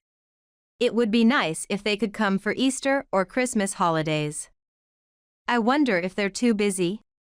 Whenever a special on school backpacks airs on TV, we eagerly await the day we see our grandchildren again. One day, out of the blue, we had a call from Ned. "Mom, it's been a while. How have you been?" "Same as always here. How about you? Is everyone well? You should come and show us your children's faces sometime. Dad has been looking forward to it. Everyone's fine here, so don't worry about us. Plus, I'm planning to bring the kids over soon for a visit." "Really? Dad will be so happy to hear that." Robert is currently in the backyard tending to the vegetable garden. Imagine his joy when he hears that Ned is bringing our grandchildren. Also, I have a favor to ask you too regarding the kids. "What is it? Is it about money again? I understand it must be tough with school starting and all. Thanks for always being there. I really appreciate it. But this time, it's something a bit different. We're actually going on a trip abroad soon. We'd like you to look after the kids while we're away." "Oh, going abroad? That's sudden. Weren't you two still due for a honeymoon?" "Yeah, that's right. Ashley and I have been so busy with work that we never found the time. But last week, Ashley won a pair of tickets for an overseas trip in a local shopping district raffle. I see. Well, have a great time. So when are you bringing the kids over? We'll all come over this Saturday, so please wait for us. The kids are really looking forward to seeing you too. All right. I'll prepare some delicious food and wait. Even after hanging up, my excitement didn't subside. When Robert returned from the garden and saw my face, he asked with a slightly amused expression. What's up? You look like you've heard some good news. My husband, always by my side in both happy and sad times, could instantly understand even the slightest change in my mood. Trying to hold back my laughter, I shared the news of our son and his family's upcoming visit. Really? That sounds exciting. On the appointed Saturday, our son and his wife arrived with their 4 children. As the rental car pulled into the driveway, I couldn't wait any longer and burst out the front door. Mom, it's been a while. It's good to see you're doing well. Ned, who got out of the driver's seat, said this with an unchanged smile from the past. As the children climbed out of the back seat, they started running around energetically. They must have been bored during the long drive, and I watched them with a fond smile, but I noticed something off. Their clothes looked somewhat dirty. Faded with time and worn out in places, some even had holes. Considering there are 4 children, I thought perhaps money was tight, but then I saw Ashley, who had gotten out of the passenger seat, dressed quite neatly. Her outfit was modern and casual, complete with expensive-looking accessories. The contrast between her attire and the children's was too stark, and it caught me off guard. Hello, Mother. The strong scent of her perfume hit my nostrils, and I instinctively covered my nose. Ashley, seemingly unaware of the overpowering smell, quickly moved toward the house. We'll head out as soon as we drop off the kids. Ned explained in place of Ashley. Once inside, the children had already started running around the house as if it was their own, with Robert frantically trying to keep up. Yay, a monster. Run. Dear, I understand you're happy, but please don't overdo it. Robert was already out of breath, patting his waist with the back of his hand. Play horsey. Saying this, one child climbed onto Robert's back, and the other children gathered, demanding to play horsey. Thank you so much for happily taking care of the children, Mother. Ashley said in a buoyant tone. It's okay, don't worry about it. We've been looking forward to seeing our grandchildren too. As I cheerfully responded, Ashley suddenly switched to a familiar tone and whispered in my ear. That's great to hear, I'm relieved. It's really a dream come true to be able to look after them, isn't it? Then, with a sly smile, Ashley made an outrageous demand. Since you get to see your adorable grandchildren, I'll be taking $500 for each of them. It took me a moment to understand what she was saying. What did you just say? So, as I was saying, please pay $500 per child for leaving them with you. I was utterly astonished. It would make sense if the parent was covering the costs for childcare, but the reverse was just unreasonable. You're joking, right? Then Ashley's smile vanished, and she responded seriously. I'm not joking at all. I'm entrusting my precious children to someone else. It's only natural to pay a rental fee. Someone else? A rental fee? The words pouring out of my daughter-in-law's mouth moved me from anger to sadness. Robert put the child down from his back and came over. Ashley, that's quite an unreasonable thing to say. Taking care of children isn't easy. But Ashley responded nonchalantly, without a hint of embarrassment. What was common sense in the past is nonsense now. For instance, men without girlfriends pay to date a rental girlfriend, right? It's the same thing. Robert and I looked at each other in dismay. No way. If that's your attitude, we can't take care of the kids. Are you planning to neglect childcare? This is why the elderly are disliked nowadays. Saying this, Ashley grabbed Ned's arm and tried to leave. Ned, silent and obedient, followed his wife. Wait, we're not done talking.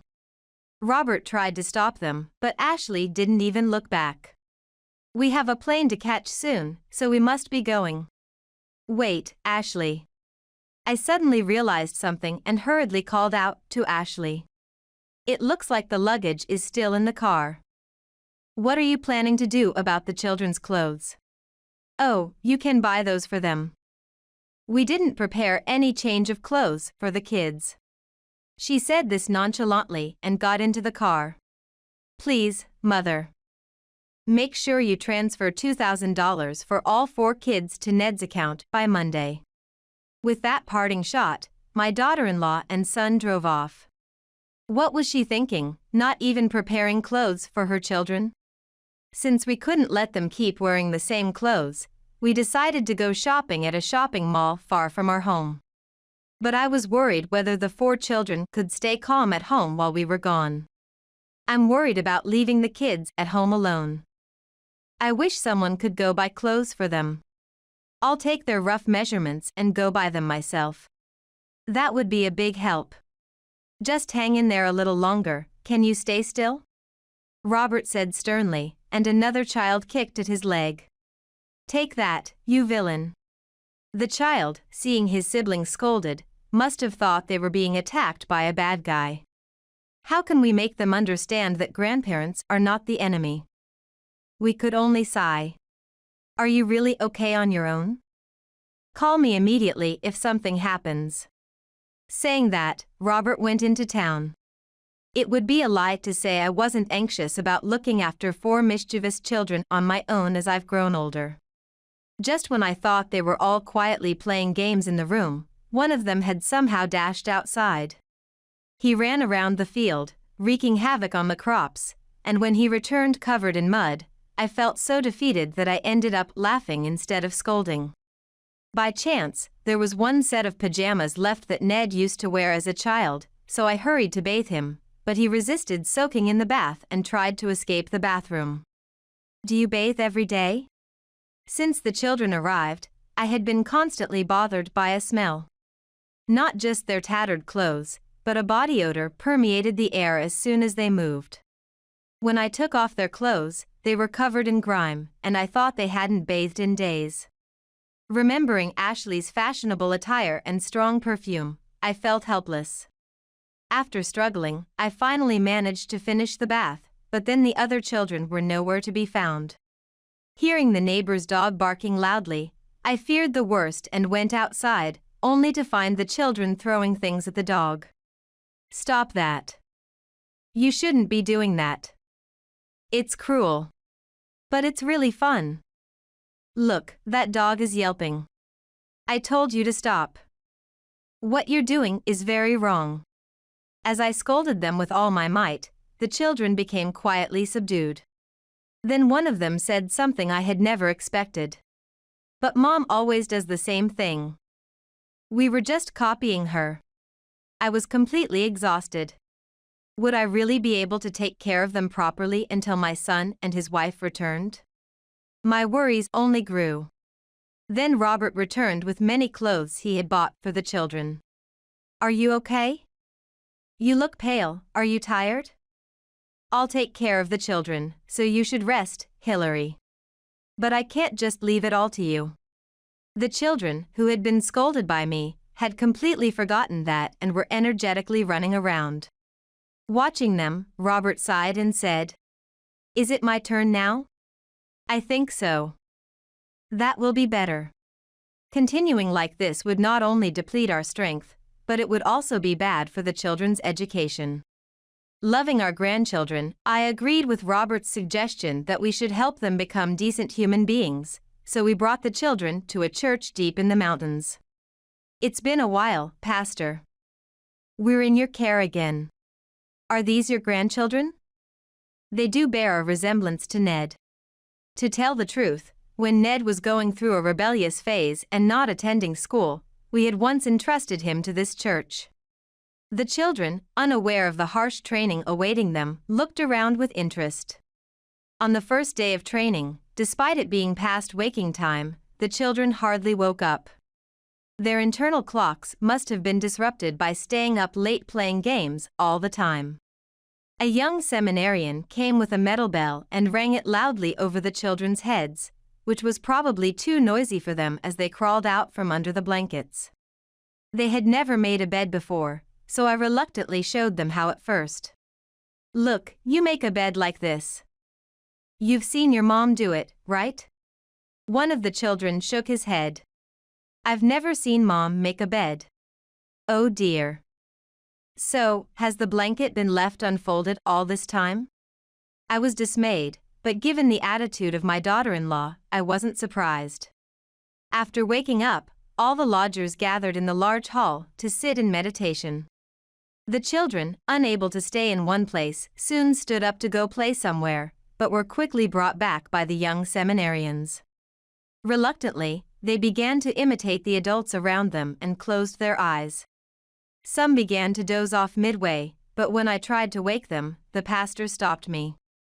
Let the children come to realize and grow on their own. The breakfast consisted of vegetarian meals made from wild vegetables picked from the mountain, which seemed to disappoint the children. There's no meat in this. The flavor is too bland. I want instant noodles. They don't have that here. As Robert said that, the children clicked their tongues in boredom but eventually started eating quietly. After breakfast, they had to mop the long corridor of the main hall. I taught the children how to wring out a rag first, as they had never done that before. Hold it by here and here, then twist it tightly. Go ahead, try it. The children imitated and tried to wring out the rags, but at first, they wrung them too loosely, and the floor became soaking wet. However, after repeating the same action, the children seemed to get the hang of it and were able to mop almost as well as us.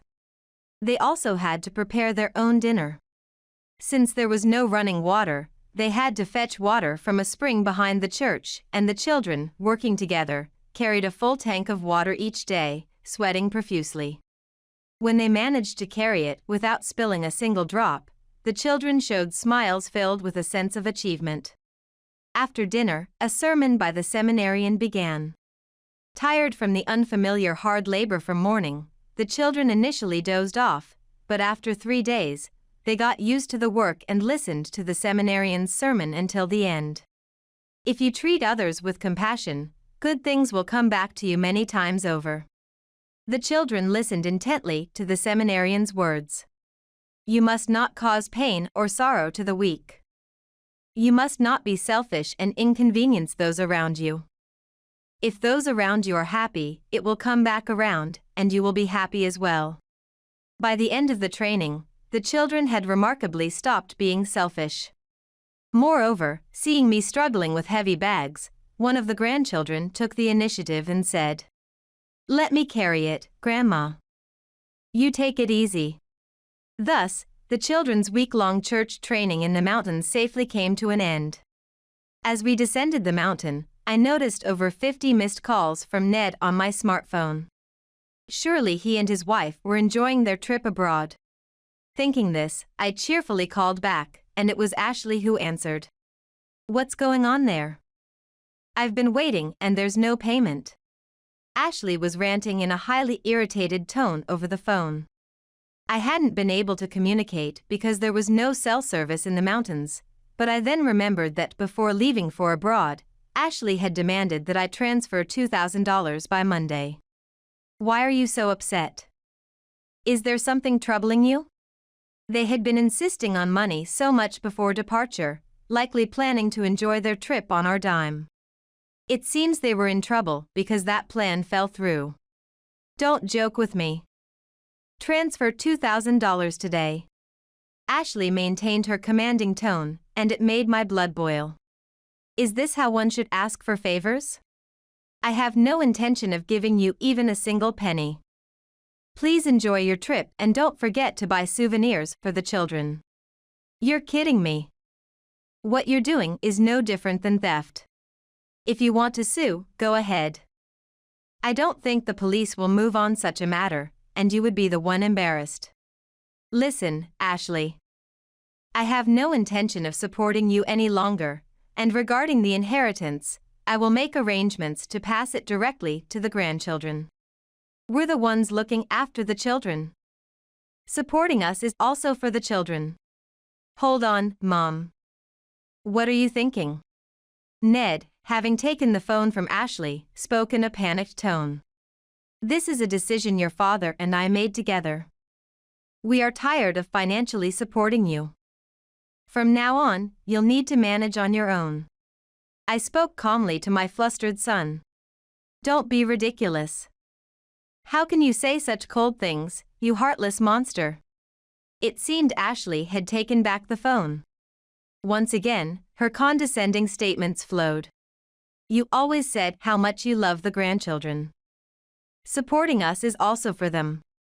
You were happy when Ned was born, right? I heard it was a difficult birth after enduring infertility treatments. And yet, to abandon your own son whom you suffered to give birth to, that's the worst kind of parenting.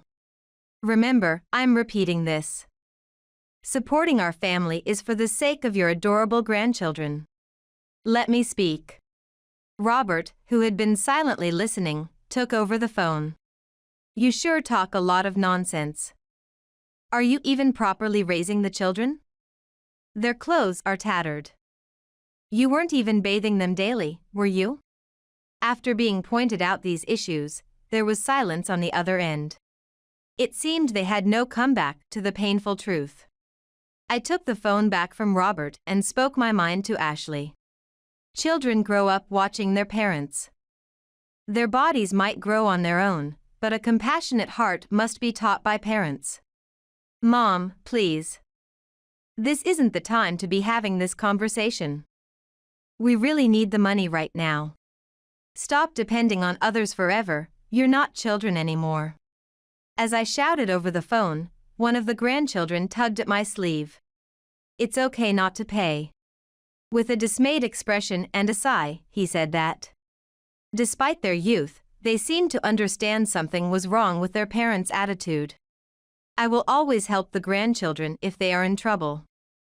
But I have no intention of supporting you any longer. Remember that. With that, I unilaterally ended the call.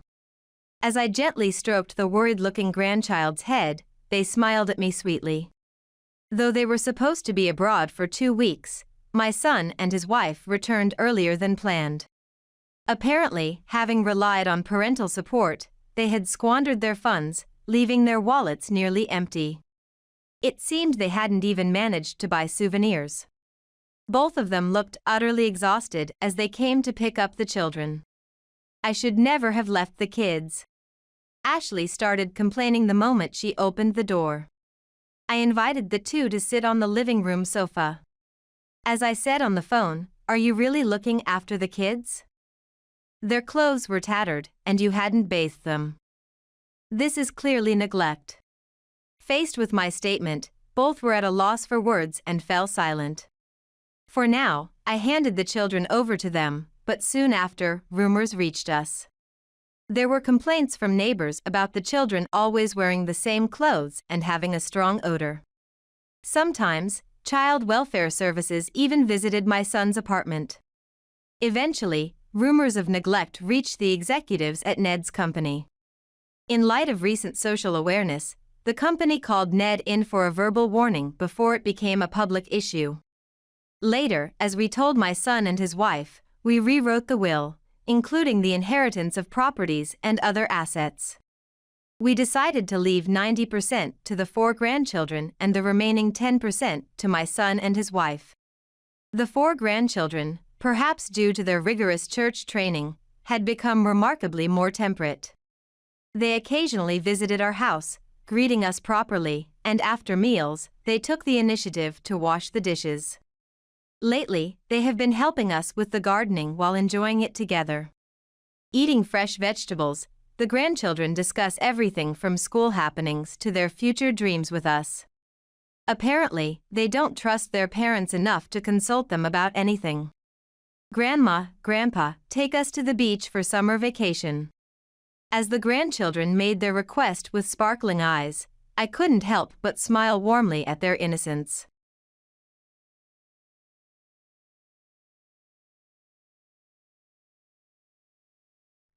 I'll take the rich husband and the mansion. As a thank you, I'll introduce you to my ex. Katie leaned in close to me and whispered in my ear. Mansions and wealthy husbands don't suit you, Lindsay, who's just boring and dull. Just leave already. I had been holding my breath unconsciously and my chest felt tight. I gasped for air with my shoulders. Leave? Disrupted breathing made it hard for me to speak clearly. At this, Katie burst into laughter. Oh, don't cry, Lindsay. Sorry, Lindsay, but I've decided to live with Katie. As I nearly hyperventilated, Matt mercilessly handed me the filled-out divorce papers. I was betrayed by both my husband and my sister. Receiving them only increased my anguish, and I doubled over in pain. I could acutely feel the stares of Katie and Matt. I couldn't hold back any longer. I raised my face, which had been bowed down, and let out a burst of laughter. There's no way I was crying. The ones who would be screaming, crying were Katie and Matt. I am Lindsay Anderson, a housewife in her 40s. Recently, I got married for the second time. My husband's name is Matt. He is a man 2 years older than me. He used to be a tenant in the apartment I owned. While cleaning the apartments, he would often say, "Thank you for your hard work." Gradually, we started chatting and eventually began dating. I honestly thought you were just a part-time cleaning lady. I'm in my 40s after all. Since I had my hair pulled back and wasn't fashionable, it's understandable he thought that. I was really surprised when I found out you were the landlord. While working, Matt focused mostly on his hobby, investing, and before he knew it, he had missed his chance to marry. I also had a penchant for investing, which brought us together naturally. We naturally progressed to marriage. Matt praises everything about my investment talks, saying, "That's amazing." Not only that, but he's overjoyed when I serve him a simple meal, saying, "Delicious." And if I massage his shoulders, he melts into a blissful expression. He's older but somewhat immature and pure-hearted. At my age, I didn't want to wear a wedding dress for the second time, and although it was unfair to Matt, who was getting married for the first time, we didn't have a wedding ceremony. Instead, we moved into a high-rise apartment as Matt wanted. Wow, what a view. Even though it's just the 5th floor of the high-rise apartment, Matt gleams as he looks out over the city. It's just the two of us, but the room is big and it's really luxurious. How many times bigger is it than the apartment I lived in? He was giddy, and at that moment I couldn't have imagined that his straightforward nature could do a complete turnaround. The trigger was when Matt invited his colleague to our home. Wow, this is amazing. His colleague, Sean, stood frozen in the middle of the room, his mouth agape. Is this your place? It's like a hotel. I've never stayed in such an amazing hotel. Quite surprising, am I right? It's really something, huh? Encouraged by a proud Matt, Sean sat on the leather sofa. Oh, I was told to bring this by my wife. When Sean handed Matt a cake, Matt gave a perplexed smile and said, Oh? Oh, thank you. This is the kind you often find at the supermarket service counter for about $10, right? There was no need for him to say it like that. Sean shrank uncomfortably. Thank you for the cake. I really love it. Trying to change the awkward atmosphere, I cheerfully offered Sean a cup of coffee. Oh, thank you. Sean seemed relieved as he sipped the coffee. You know, Matt never used to join us for drinks, and he'd always have cup noodles or discounted ready-made meals for lunch. He never even bought juice from a vending machine. He really didn't spend money, did he? So I couldn't believe it when he suddenly moved into a high-rise apartment after getting married. Man, you're amazing. Well done. I know, right? Matt raised his chin and puffed out his chest. Who were those guys who said I couldn't get married, huh? There's nobody at the office who can make fun of me anymore. Sorry about that. Your wife is really lucky. Matt and Sean joked around. I was a bit bothered by Matt's attitude, but maybe that's just how men talk. Sean's voice lowered as he said, But this house is luxurious, unlike your wife who's plain and boring. Well, that's your loss. I'm not superficial like you. It's normal for a guy in his 40s to marry a woman in her 40s, right? Getting a cute wife in her 20s is something out of a comic book. I couldn't believe my ears. They both seemed to be laughing, brushing it off as if nothing bad had happened. Yeah, this high-rise apartment even has a gym and a classy bar. Not some cheap pub like you guys go to. I'll treat you to a drink. With that, Matt and Sean went off to the bar in the apartment. In front of his colleague, Matt had grown a bit too bold. But from this day, Matt started to act arrogantly. You went to that cheap supermarket again, didn't you? We are celebrities. It's embarrassing, so stop it. Checking my purchases and receipts, Matt frowned unhappily. What I disliked most was Matt's evening drink. He always sat by the window, drinking while looking down. The cars look like toys. People are so tiny too. They work down there without knowing they're being looked down upon. Matt had completely changed. It felt like a distant memory when we bought discounted vegetables at a cheap supermarket and cooked together. I had been feeling uneasy about Matt. One day when I returned home, I saw unfamiliar pumps at the entrance. I swallowed nervously. Could it be that Matt had brought a woman home? Listening carefully, I could hear the laughter of a man and a woman coming from the living room. My palms were sweaty, even though it wasn't hot. I moved silently like a thief, sneaking down the hallway. Peeking into the living room, a woman with curly hair noticed me and raised her hand. Ah, Lindsay, welcome home. Huh? Katie? My tension instantly eased. It was my sister Katie, who was drinking with Matt. Relief was short-lived as questions started to arise. I had informed my mom about my marriage, but I hadn't told her our new address. Katie must have heard about the marriage from our mom, but I never expected her to show up at our house. If you're married, you should have told me. I'm Lindsay's big sister. Let me at least celebrate your marriage. Katie, already drunk, leaned on Matt's shoulder. Apparently, during the marriage greetings, Matt had ended up telling our mom about our new place. I really wished he didn't do that. I had previously told Matt that my relationship with my family wasn't good, but when my mom asked him where we live, it's natural to answer honestly. However, my mom's question about where we live wasn't just small talk. She probably just wanted something to look down on me about. She must have laughed behind my back, thinking the story about our high-rise apartment was a big lie. Wow, I was surprised. I can't believe you actually live in a high-rise apartment. It feels so substantial. It's an apartment, but it's spacious, just like a grand mansion. It's totally different from our old family home. Well, yeah, this is what you call high-rise apartment quality. Nice. Lindsay, you're amazing. I'm so jealous. As she spoke, Katie continuously touched Matt's arms and thighs with blatant body contact. Matt's smile grew wider with each touch. Lindsay, you've really moved up from being the wife of a husband who used to work in a fast food chain restaurant. Matt suddenly tilted his head. Huh? Didn't you know, Matt? Lindsay's ex-husband was a part-timer at a fast food chain. Lindsay used to go there a lot. Their meeting wasn't like they were high schoolers, you know. A fast food chain? It's like a high school job. I can't believe she married someone like that. Her ex-husband was like a leech, huh? Really? Both Mom and I were so worried we opposed their marriage, but she was like, I love him, I'm going to marry him, playing the tragic heroine. She just went ahead and registered the marriage without telling anyone. They laughed heartily while drinking their beer. Talking about my ex-husband Tyler as if he were a joke made my head throb with pain. I wanted to stop the conversation right away, but my body wouldn't respond. And then 5 or 6 years into their marriage, that husband suddenly died. Went straight to heaven. Poor Lindsay. She got what she deserved for not listening to our advice and marrying some weird guy. At that moment, I swung my right hand up high. I came to my senses as Katie screamed. My hand was trembling above her head.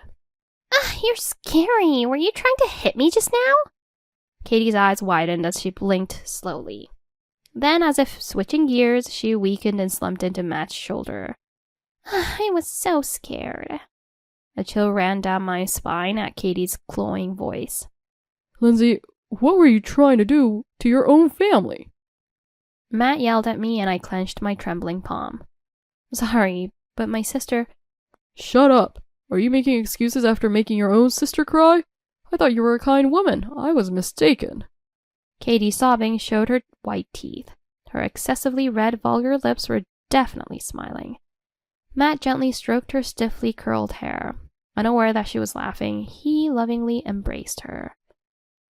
But to be slandered about the deceased Tyler... What? You still have feelings for your ex-husband? Matt wouldn't listen to me. At that moment, a complete rift formed between us. It's always like this. My family looks down on me and makes me a laughingstock. That's why I wanted to keep my distance. Ever since we were children, Katie, who was more physically attractive, was the darling of both our mother and our deceased father. On the other hand, I was often told by my mother, "Don't worry, you can get plastic surgery when you grow up." While Katie enjoyed a fashionable and romantic student life, I focused on my studies. I did it because my mother would praise me for scoring A on tests. But after a while, scoring A became expected, and I would be scolded for missing just one time. "Lindsay, you're so good at studying. I'm proud of my smart little sister. I even bragged to my friends that you're studying hard for your future plastic surgery costs." Although not good at studies but glamorous, Katie often ridiculed me. Even now that I am an adult, must I still be laughed at by my family? To have the deceased Tyler spoken ill of and not even be allowed to argue back. Worse, that Matt joined in laughing and blaming me was unbearably frustrating. A week has passed since then and our marriage remains strained. Matt used to enjoy living in the high-rise apartment, but recently he has been coming home late. He probably doesn't want to see me. Matt avoids our bedroom and warily secludes himself in a spare room. In this large house, we hardly sense each other's presence. It feels like the distance between our hearts is widening. This can't continue. Resolved, I decided to speak up the next day when Matt returned from work. "Matt, it's cold today. Would you like to have some hot pot together?" Matt, who was about to head straight to his room, glanced at the dining table.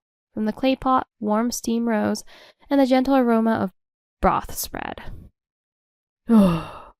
His response was cold. Hot pot? I don't want to eat something so common. If you want to cheer me up, serve something like caviar or foie gras.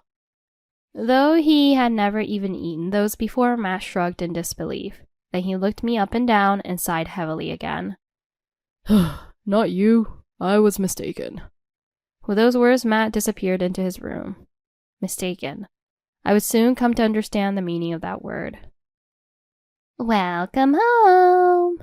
One day when I returned home, Katie greeted me at the entrance. She was unusually cheerful, smiling brightly. Behind her, Matt scratched his head, smirking. Katie and Matt seemed happy yet embarrassed, as if they had something to say but hesitated to start. "What's wrong? Were you drinking and talking bad about me and Tyler again?" "Oh, you and your paranoia." As I started to take off my shoes, Katie stopped me. Wait. Sorry, but can you not enter this house anymore?" "What?" So, right, Matt?" Yeah. Well, Katie, you tell her. Like a bashful new couple, Katie and Matt were awkward. So, we've fallen in love." "What?" In front of a flustered Katie kicking her legs, I responded flatly. Katie is not a high school student. She's a woman in her 40s with laugh lines. Somehow I felt embarrassed. Lindsay, you still love your ex-husband, right? I got hurt, so it's only natural for me to change my heart to Katie, isn't it? Huh? I nodded, but I couldn't understand. "Lindsay, really, I'm so sorry." Her apology lacked any genuine emotion. Katie clasped her hands in front of her chest, puckered her lips, and tilted her head. She leaned in close to my ear and whispered, "I'll take the rich husband in the mansion. As a thank you, I'll introduce you to my ex." The overpowering scent of toilet freshener gave me a headache. Her bright red lips barely touched my ear, causing goosebumps. "It's okay. Relax. That ex of mine is also a part-timer. You like useless men, right? Mansions and wealthy husbands don't suit plain Lindsay. Just leave already." With a fishy breath, Katie finally moved away from me. I was completely frozen. Katie crossed her arms, puffing out her chest with satisfaction. "Leave, you say?" I had been holding my breath unconsciously, and my chest felt tight. I gasped for air with my shoulders. "Leave?" My breathing was erratic, and I couldn't speak properly. At this, Katie burst into laughter. "Oh, don't cry, Lindsay. Poor Lindsay. Sorry, Lindsay, but I've decided to live with Katie. As I nearly hyperventilated, Matt mercilessly handed me the filled-out divorce papers. Receiving them only increased my anguish, and I doubled over in pain. I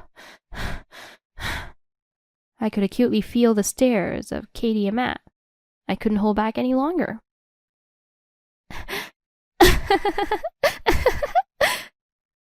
I raised my face, which had been bowed down, and let out a burst of laughter. What have you been saying? Why do I have to leave? Suddenly bursting into laughter, I must have looked abnormal. Katie distorted her face and stepped back. Because the house is all in my name, I said while wiping tears from the corner of my eye. Katie frowned in confusion, and Matt gave a slight smile. Huh? Do you understand what being handed divorce papers means? Matt and Lindsay are getting a divorce. Matt and I will live here, so the unwanted should disappear. It seemed they took my words as the rantings of a deranged person. The house was already filled with Katie's scent. Behind her, I saw crumpled tights discarded on the living room floor. I realized there was no longer a place for me here. I felt ashamed to cling to a house that was steeped in Katie's scent. Should we move to another house? No, I really like this high-rise apartment. Matt smiled confidently as he tempted Katie. He seemed to be plotting something, but it was none of my concern. Fine, I'll leave, so do as you like. A smirking Katie boldly declared. I'm glad you're reasonable. Then Matt and I will live in this high-rise apartment. Don't complain later. Sure, be happy. Then I packed my things into a single duffel bag and left the room where I was supposed to have a happy married life with Matt. A few days later, as I was returning from the store, I ran into Katie and Matt at the entrance of the apartment. Are you still lurking around in the apartment? That's creepy. Just leave already. Oh, don't tell me you have nowhere to go and you're sleeping here at the entrance. Wow, that's sad. Having a homeless person at the entrance of a luxury high-rise apartment is too much. Spare us. They pitied me based on their wild imaginations. I ignored them and headed for the elevator. What? Do you want to pick up some belongings? No way. The air will get dirty if plain poor-looking Lindsay enters the room. I'll send your stuff by collect delivery, so don't enter my house.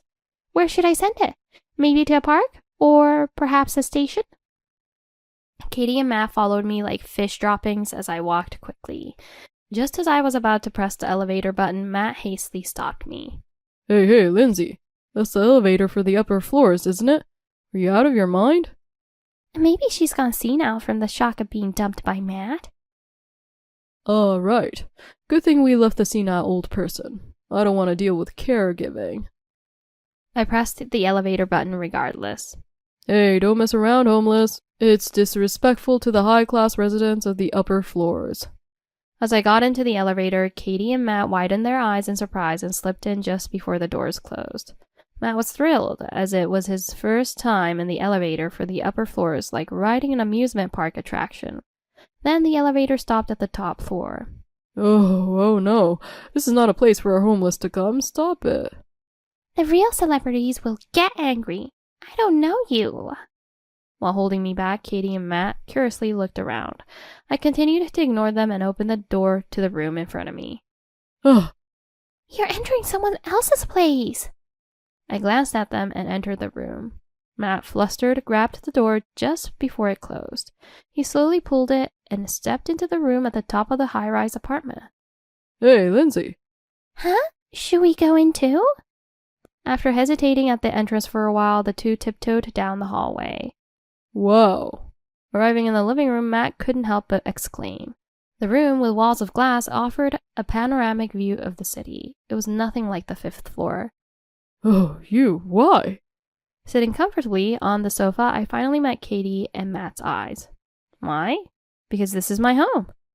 Katie and Matt's jaws dropped, almost dislocating. I moved here to the top floor because you suddenly kicked me out of my house.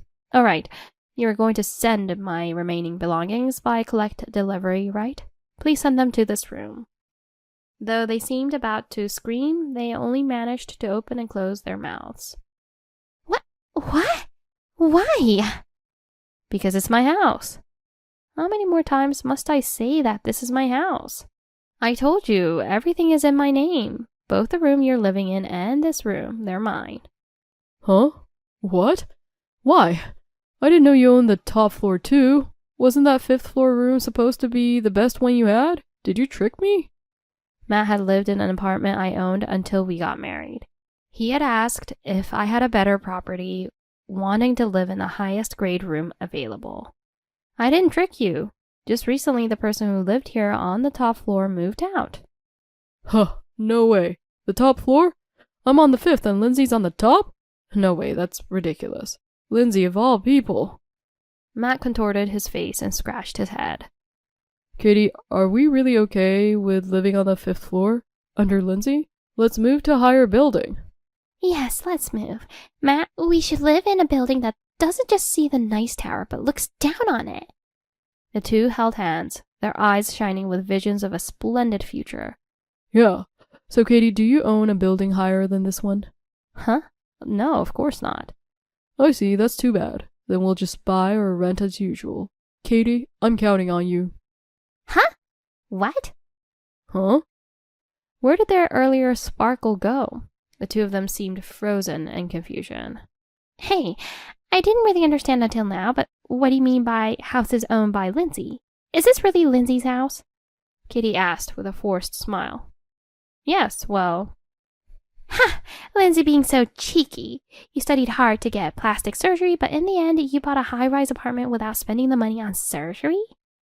No, that's not it. Ah, I get it. It's a loan. You got a loan, right? You can buy anything expensive with a loan, so that's the trick. Don't scare me like that. Katie convinced herself and nodded with her arms crossed. But you can't beat Matt, right? Matt owns several apartments on the second and third floors of this high-rise apartment, and he has lots of other properties and land. You're not in the same league as Lindsay. Matt awkwardly closed his mouth and looked away. But that's mine too, because I own this entire high-rise apartment. What? But Matt said it was his. Katie's pleading eyes turned to Matt. She had expected a confident Matt, but the real Matt had a pale, strained face. Matt?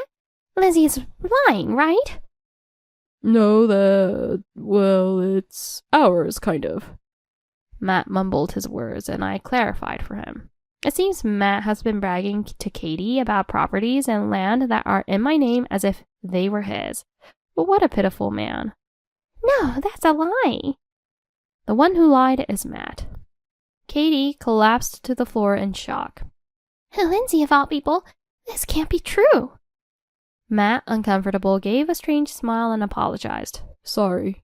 It was a straightforward apology, but it hardly registered with a dazed Katie. Unable to stand the heavy atmosphere, Matt started to laugh nervously. Sorry. I don't own anything, but my feelings for Katie are real. I'll always support Katie by her side. Matt. Katie's cheeks turned slightly red. Money or love? No way that's possible. So, Katie, how much do you own? What? Oh, what? Like, land or apartments? What? Of course I don't own anything.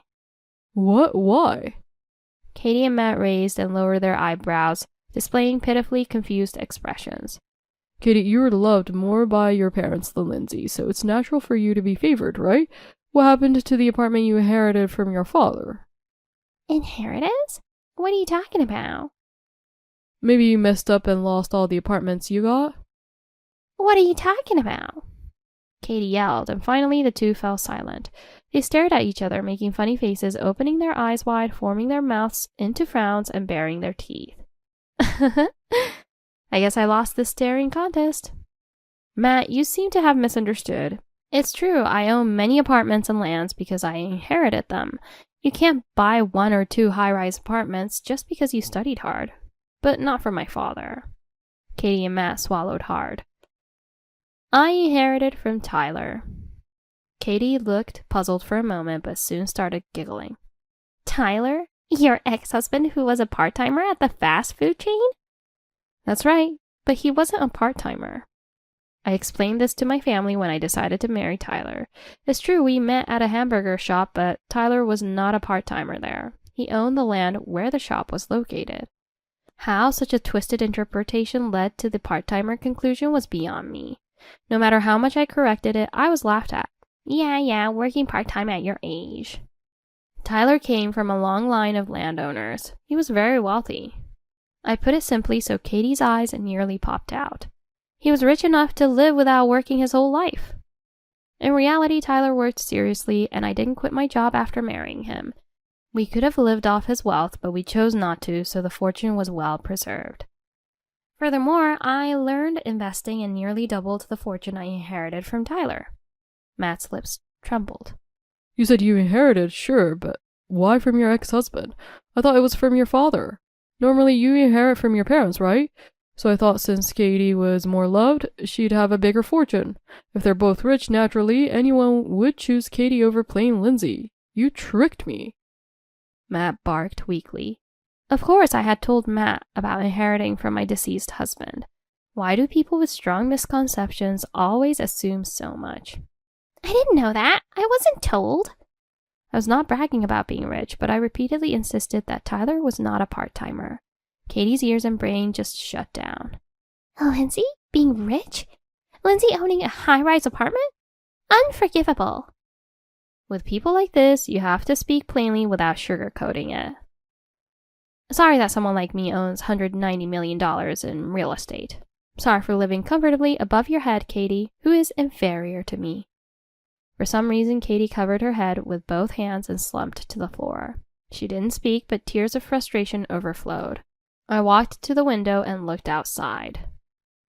Matt, do you want to see the view too? It's quite different from the 5th floor. You might never see it again in your life, so why not take a look? Matt staggered over to me, and then unbelievably he put his arm around my shoulders. Sorry, it was my fault. I just shifted my affection because it seemed like Katie had a lot of money. Think about it. Do you think I could really love a gaudy old woman like Katie? Ugh, gross. Matt shifted his gaze to the vast view outside the large window, captivated by the endless panorama. People look like toys. No, they're just trash. I gently placed my hand over Matt's on my shoulder. Then Matt squeezed my hand and smiled kindly. Lindsay, I love you. Matt, I don't love you. I roughly shook off the hand Matt was holding. A man who cheats on his newlywed wife is just trash. By the way, the divorce papers you unilaterally handed me that day have already been submitted. So have you enjoyed the view from the top floor? Trash should return to the bottom where it belongs. Saying this, Matt, with his most handsome frozen expression, stiffened. Afterwards, Katie and Matt continued to live on the 5th floor of the high-rise apartment. Since Matt had mocked Katie so much, they certainly weren't living happily together.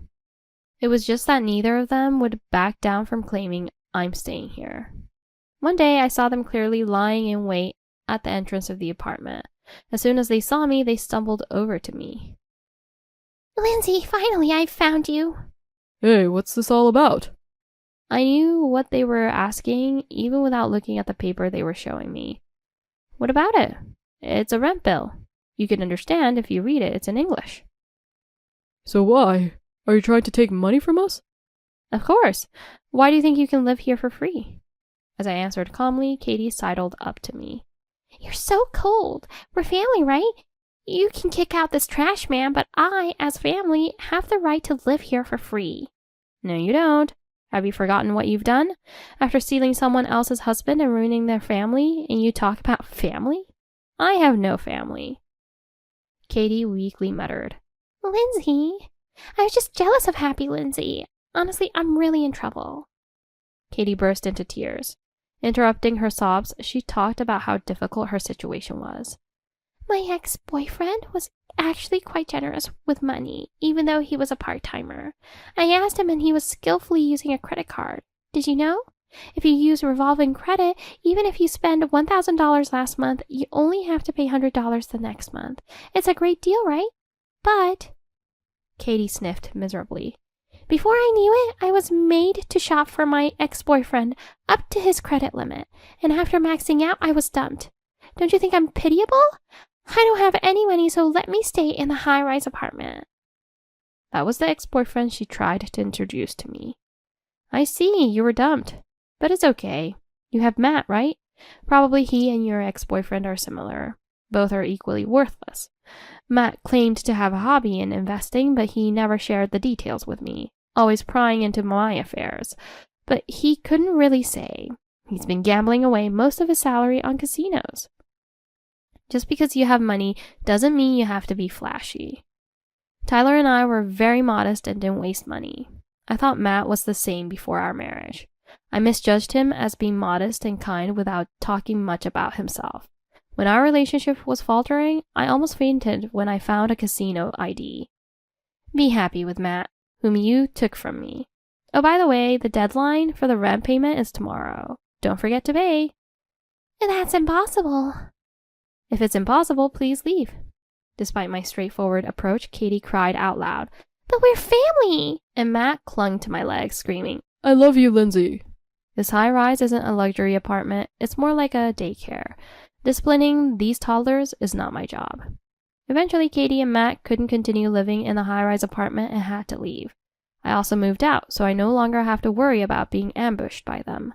The top floor of the high-rise apartment was lovely, but it just didn't feel like me. Another great view today. I leaned out from the balcony on the second floor. Before me stretched an endless sea. Living in the city felt like being swallowed by a sea of dark buildings. Away from the city, I changed my residence and job, starting anew. Neighbors share vegetables and seafood with me. Life doesn't always require parents, siblings, or a spouse. Just spend time with people you like. Even without family, I'm perfectly happy alone. Speaking of which, Tyler loved the sea too. I live freely on my own, but in my heart there's always a smiling Tyler. I realized that I'm alone, but I'm not lonely.